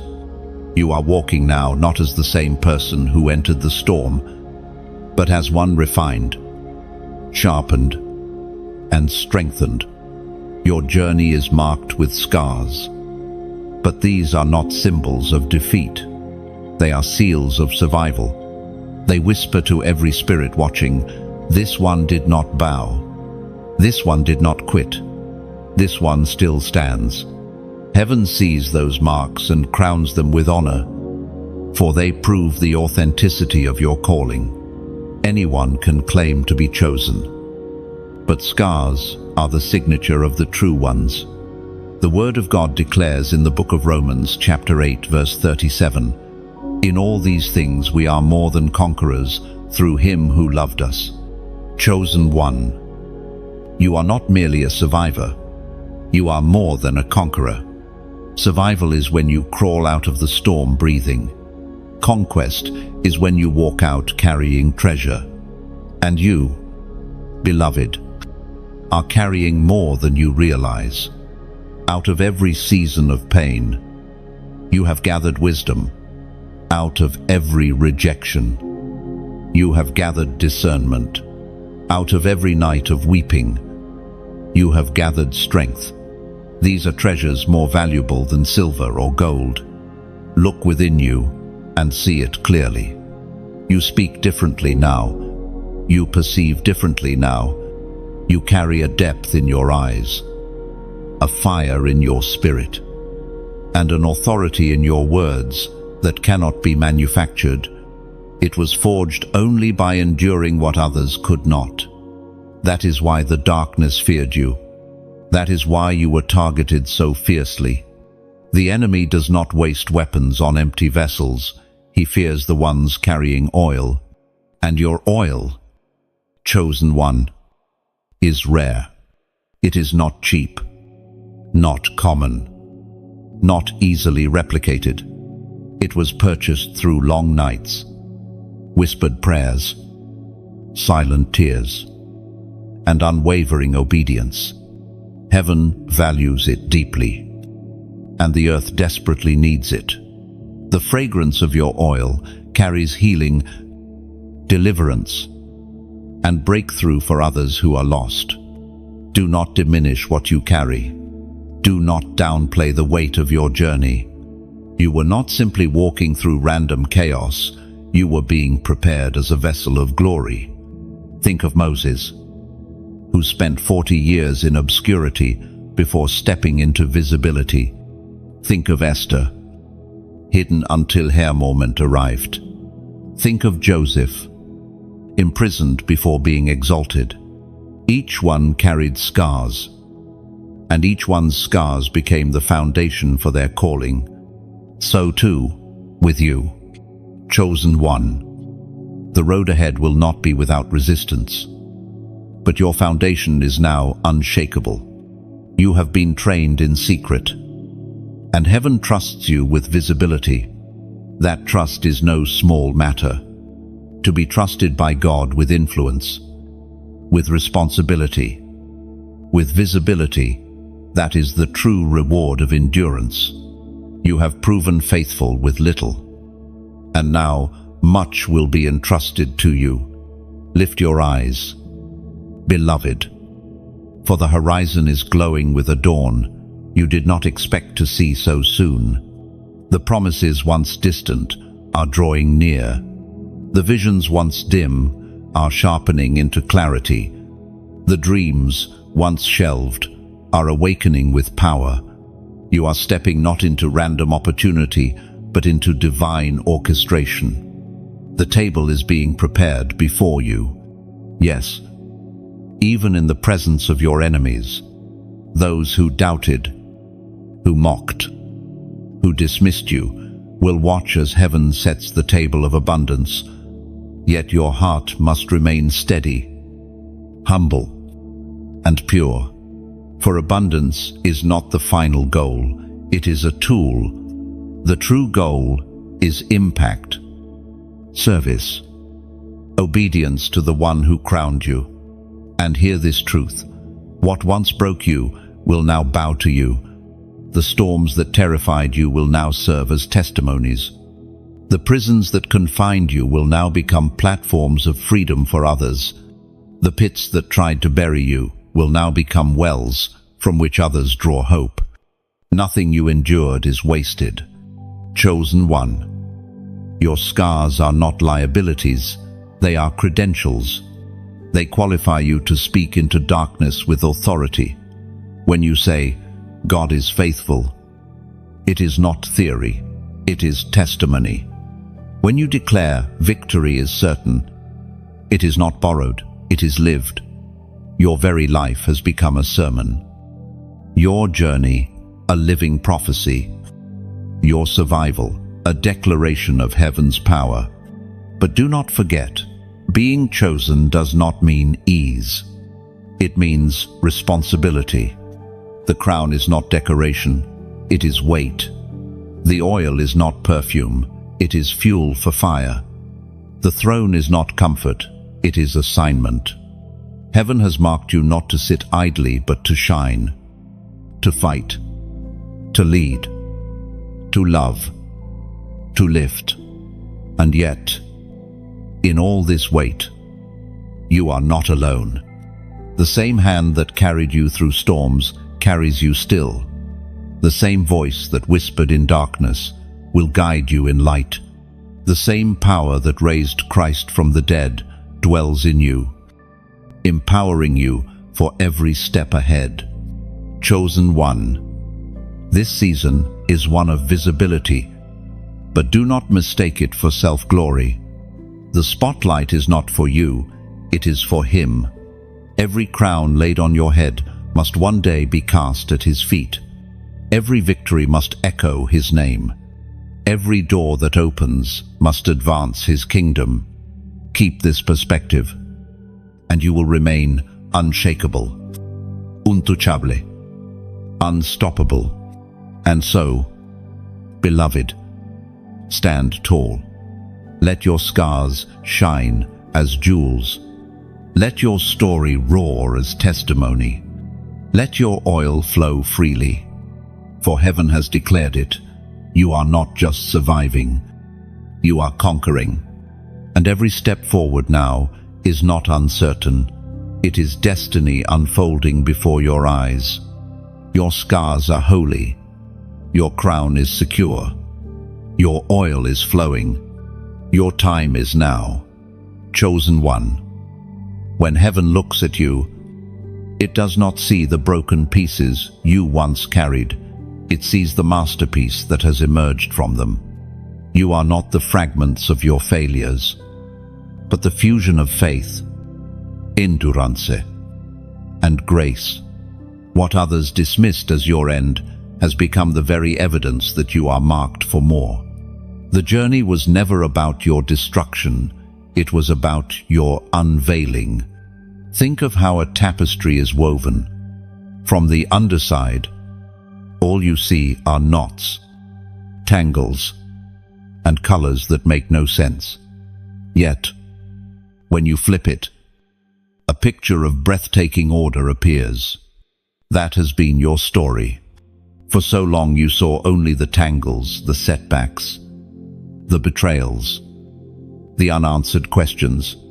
But heaven was weaving, line by line, pain by pain, joy by joy. And now the picture begins to emerge. And it is glorious. When you step back, chosen one, you begin to see the artistry of heaven. What once felt like chaos was actually color. What once felt like knots were necessary anchors. The betrayals that cut you became the darker shades that made the lighter threads shine brighter. The unanswered questions became the outlines that framed the masterpiece. Without them, the picture would lack depth. With them, the tapestry carries beauty impossible to imitate. And here is the mystery. The masterpiece was never woven for you alone. The tapestry of your life is designed to hang where others can see it and draw strength. When they behold your survival, they see hope. When they touch the threads of your endurance, they feel courage. What heaven has woven in your private pain will become public encouragement. Your story is not just decoration, it is revelation for many still tangled in knots. The Word of God declares in the book of Jeremiah, chapter 29, verse 11, "For I know the plans I have for you, declares the Lord. Plans to prosper you and not to harm you. Plans to give you hope and a future." Chosen one. The plans of heaven have not wavered, even when you doubted, even when you wept, even when you almost walked away. His plan remained. And that plan was not for harm, not for loss, not for despair. It was for a future filled with hope, a path filled with glory, a destiny wrapped in promise. Look at the mountains, how they stand unmoved through centuries of storms. Look at the seas, how they roar and retreat by command of the unseen hand. Look at the stars, how they shine in silent obedience to their Maker. If creation itself has not been abandoned, how much more you, who are crowned as His beloved. You were never forgotten. You were never abandoned.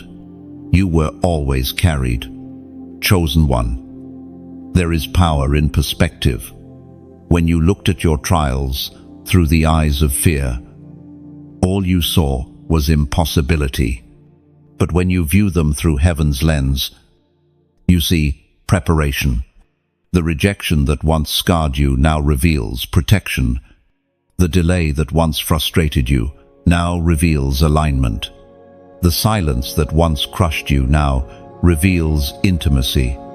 Nothing was wasted. Nothing was random. Everything was orchestrated with divine care. You are not fragile clay left unfinished. You are a vessel completed in the fire. The cracks that remain are not flaws but channels for the oil to pour out. They remind you that your strength is not your own, your glory not self-made. They are testimonies of grace, evidence that heaven's hand has always held you. Chosen one, hear this. Your best days are not behind you. The horizon ahead glows with promise. The nights you thought endless are already giving way to dawn. And this dawn is not ordinary, it is charged with acceleration. The years you thought wasted are being redeemed. The opportunities you thought lost are being restored. The dreams you thought dead are being resurrected. Heaven redeems time, and heaven has chosen to redeem yours. Consider the story of Job.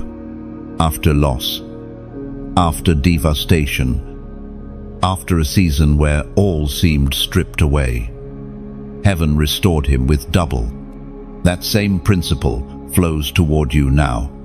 You are not stepping into a season of crumbs, but of overflow. The cup that once seemed empty is being filled until it runs over.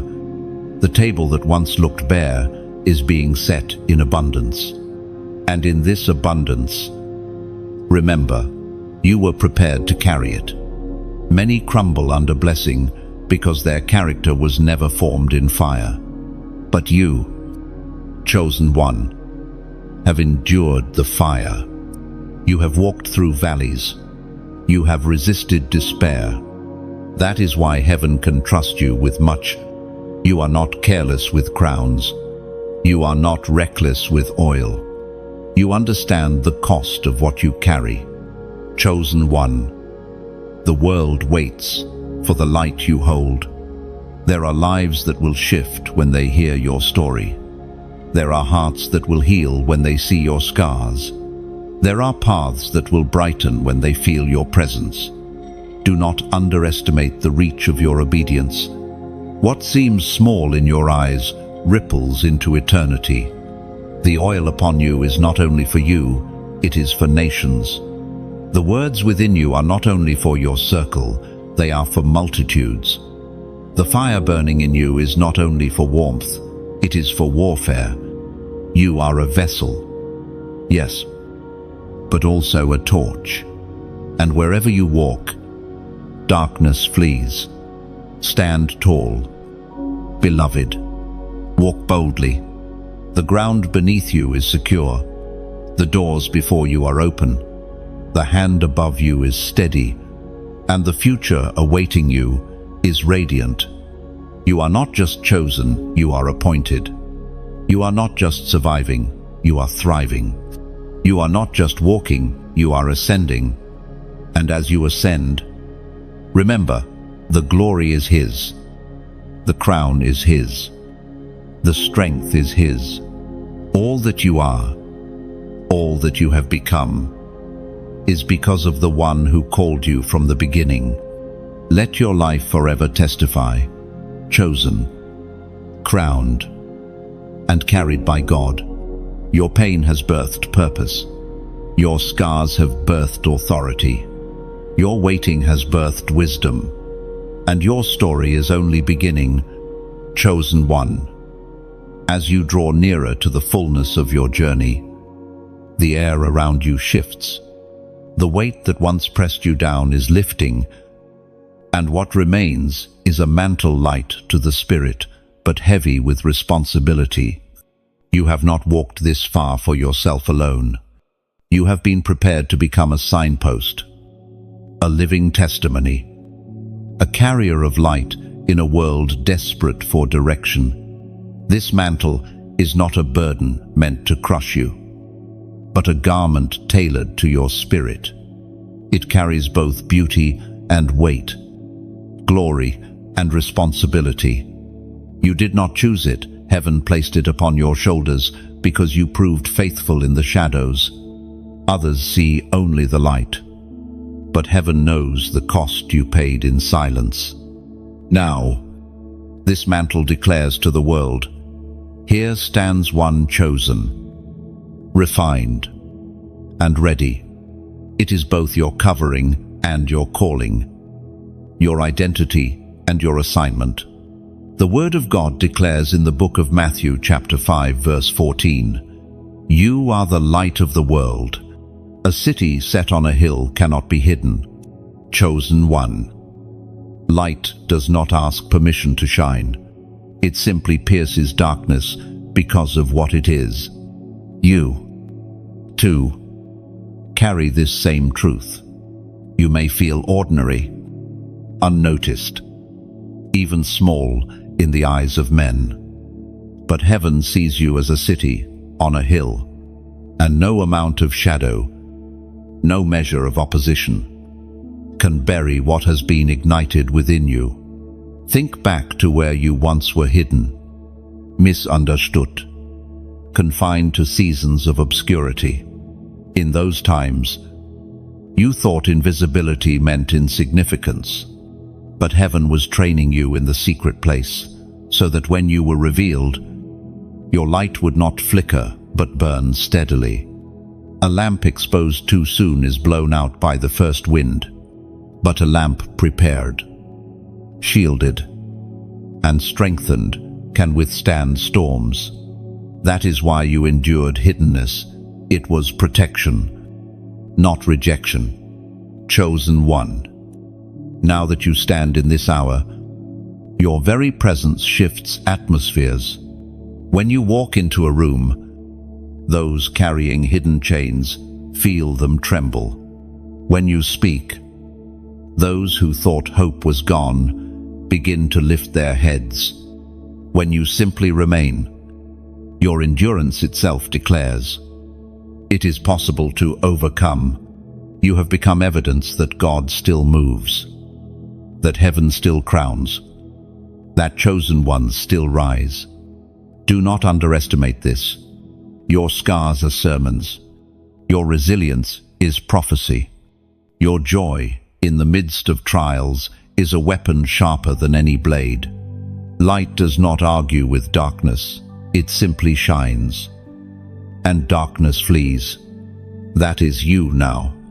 But understand, chosen one, that with this light comes responsibility. Light exposes, light guides, light warms, and you are called to do the same. Some who walk near you will not be ready for it. They may resist. They may even resent the brightness you carry. Yet remember, rejection is not failure, it is confirmation. Darkness resists light because it knows it cannot prevail against it. Your calling will sometimes feel heavy.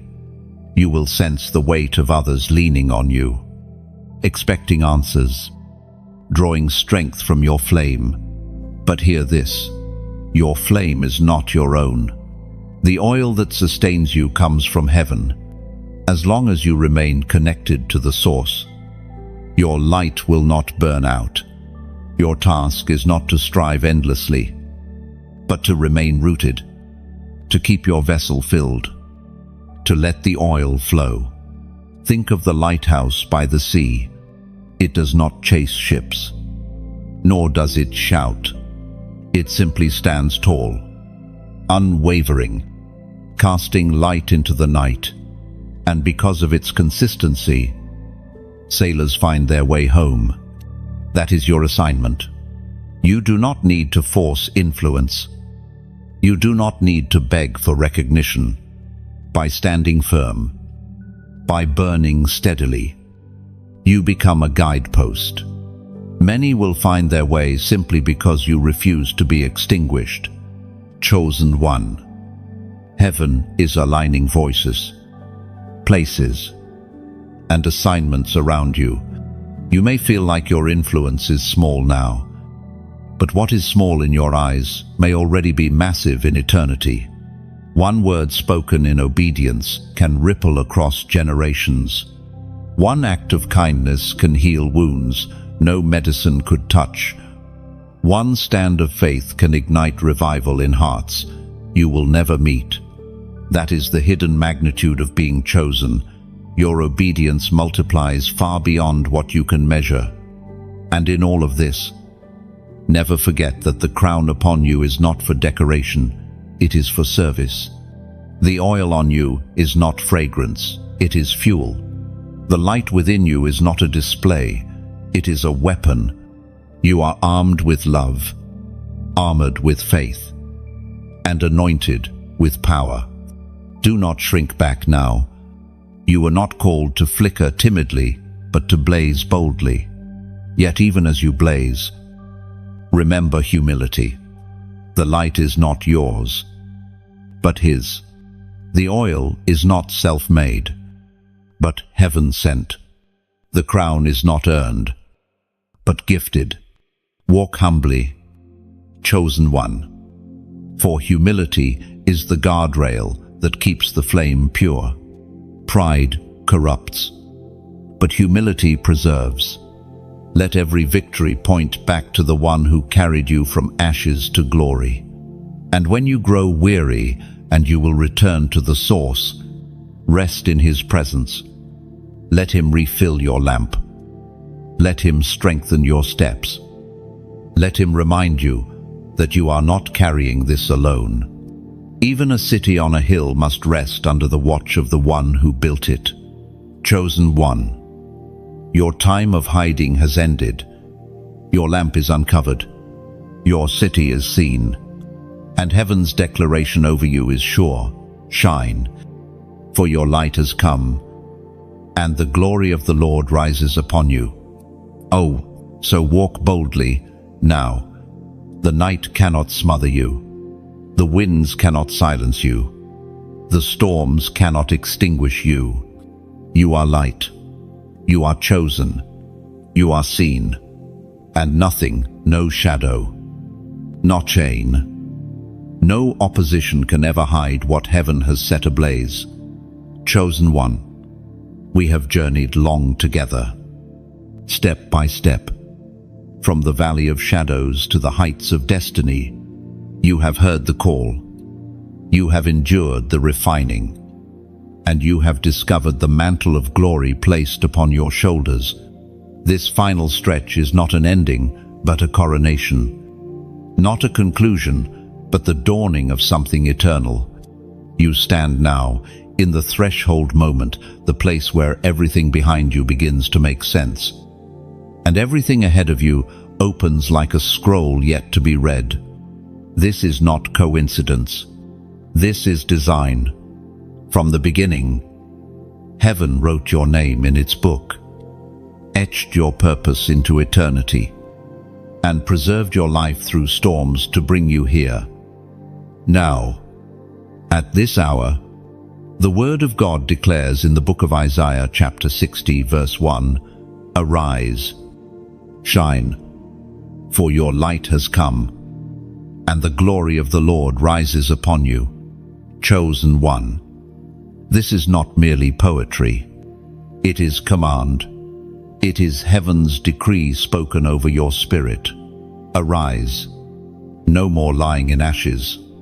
No more bowing under shame. No more shrinking back in fear. Rise in the fullness of who you are, clothed in light, crowned with glory, and destined for impact. The crown you carry is not fragile. It is forged from trials, secured by scars, polished in fire. No hand of man placed it upon you, God Himself did. And when God crowns, no enemy can remove. When God exalts, no opposition can reverse. When God opens doors, no force of darkness can shut them. Chosen one, lift your head. You do not wear this crown for vanity, but for victory. It is not decoration, it is declaration. It declares to heaven, to earth, and to hell itself, This one belongs to the King. This one carries the seal of eternity. This one will not be shaken. Now, pause and reflect. Every tear you shed in silence has become a jewel embedded in your crown. Every sleepless night has become a stone of strength. Every betrayal has become gold, refined into its band. What once shamed you has now become the very material of your authority. Your crown is your story, and your story is your weapon. Chosen one, as you stand crowned, remember this: the crown is not an end. It is the beginning of responsibility. A king does not wear his crown only to sit idle. He wears it to rule, to serve, to lead, to fight for his people. So it is with you. Your crown calls you not only to bask in glory, but to rise in service. Your scars, your oil, your authority, these were not for you alone. They are for the world waiting in shadows for your light. Think of David again, the shepherd crowned as king. Yet his crown did not exempt him from battles. It drew him into greater ones.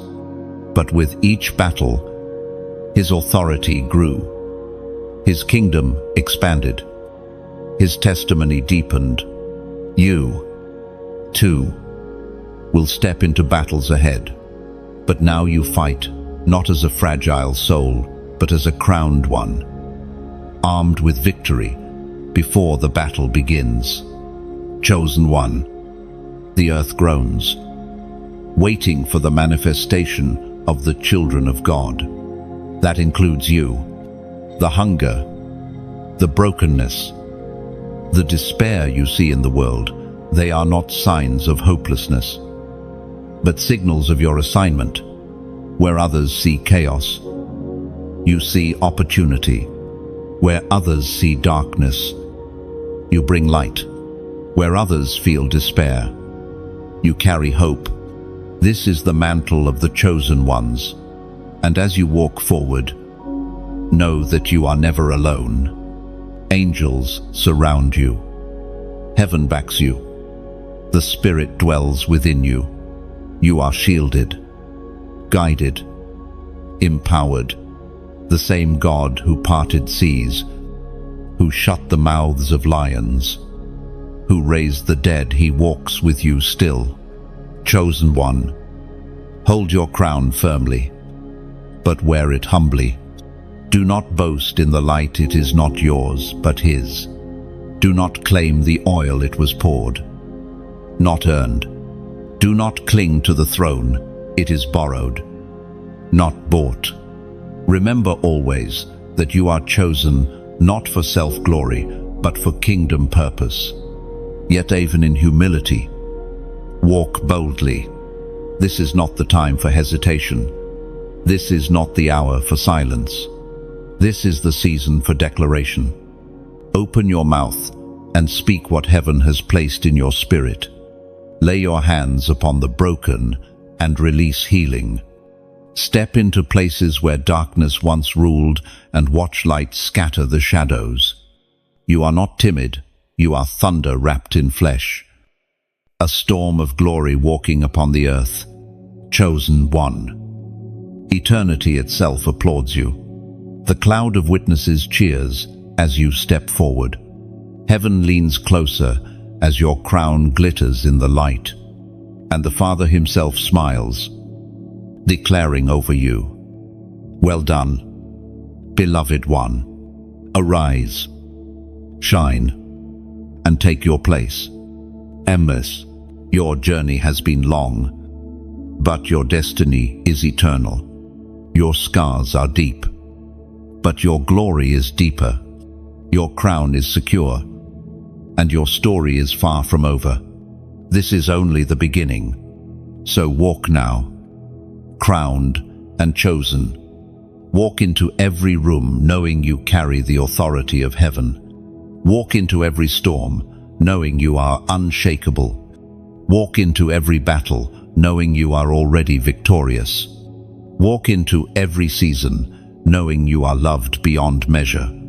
Chosen one. You are not finished, you are commissioned. You are not ending, you are beginning. And the world will never be the same, because you rose, because you endured, because you wear the crown of God's choosing. Your name is written, your crown is secure, your light has come, your destiny unfolds. Now, arise and shine. Chosen one. You have reached the end of this journey with me. But truly, it is not an end, it is a threshold. You stand at the doorway of new seasons, new strength, new vision. What has been poured into you here will not stay here. It will flow into every corner of your life. The Word of God has not come to entertain, but to awaken, to remind you of who you are, and to commission you for what lies ahead. Beloved, this truth is not just ink on a page, it is a living promise. You walk forward with courage, not because life will always be easy, but because you are never alone. Heaven's hand is on your shoulder. Angels guard your path. The Spirit fills your lungs with breath and your heart with fire. You are chosen. You are crowned. You are ready. And now, let us pause together. If this message has spoken to you, if the words resonated deep within, I invite you to like this message, not just as a click, but as a testimony that you have heard heaven's voice today. Let it be your amen in the digital space, your agreement that you have received what was sent for you. Share it. 2. Someone in your circle is waiting. Disperati, silently crying out for a word of life. When you share, you become the bridge.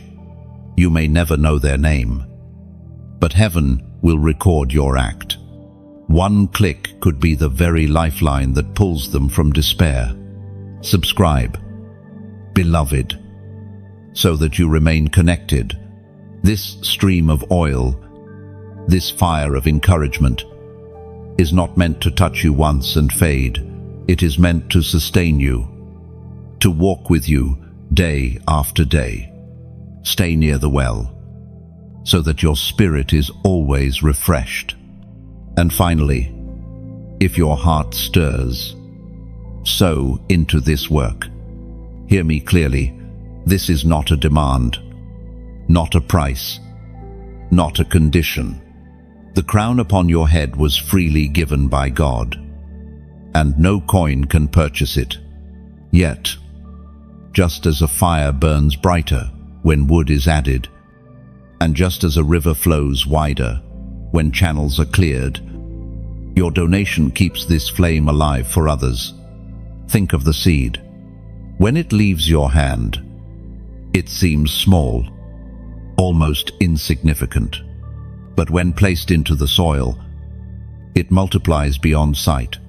Your gift, no matter the size, becomes part of a harvest. You cannot measure a harvest of souls touched, hearts awakened, lives healed. Give only as joy leads you. Give only as gratitude overflows. If you cannot give, receive freely and in peace.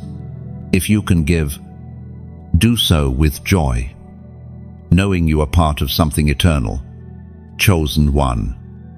If today you felt the fire, the crown, the seal of God, then let this moment echo. Comment below with a prophetic number, 5,555. Let it be your declaration that grace, mercy, and new beginnings cover your path. Let it remind you and declare to others that you are not at an end. You are stepping into something brand new, guided and secured by heaven's hand. So now, beloved, Walk boldly, shine brightly, give freely, and always remember, you are the 1% who heard, who received, and who rose.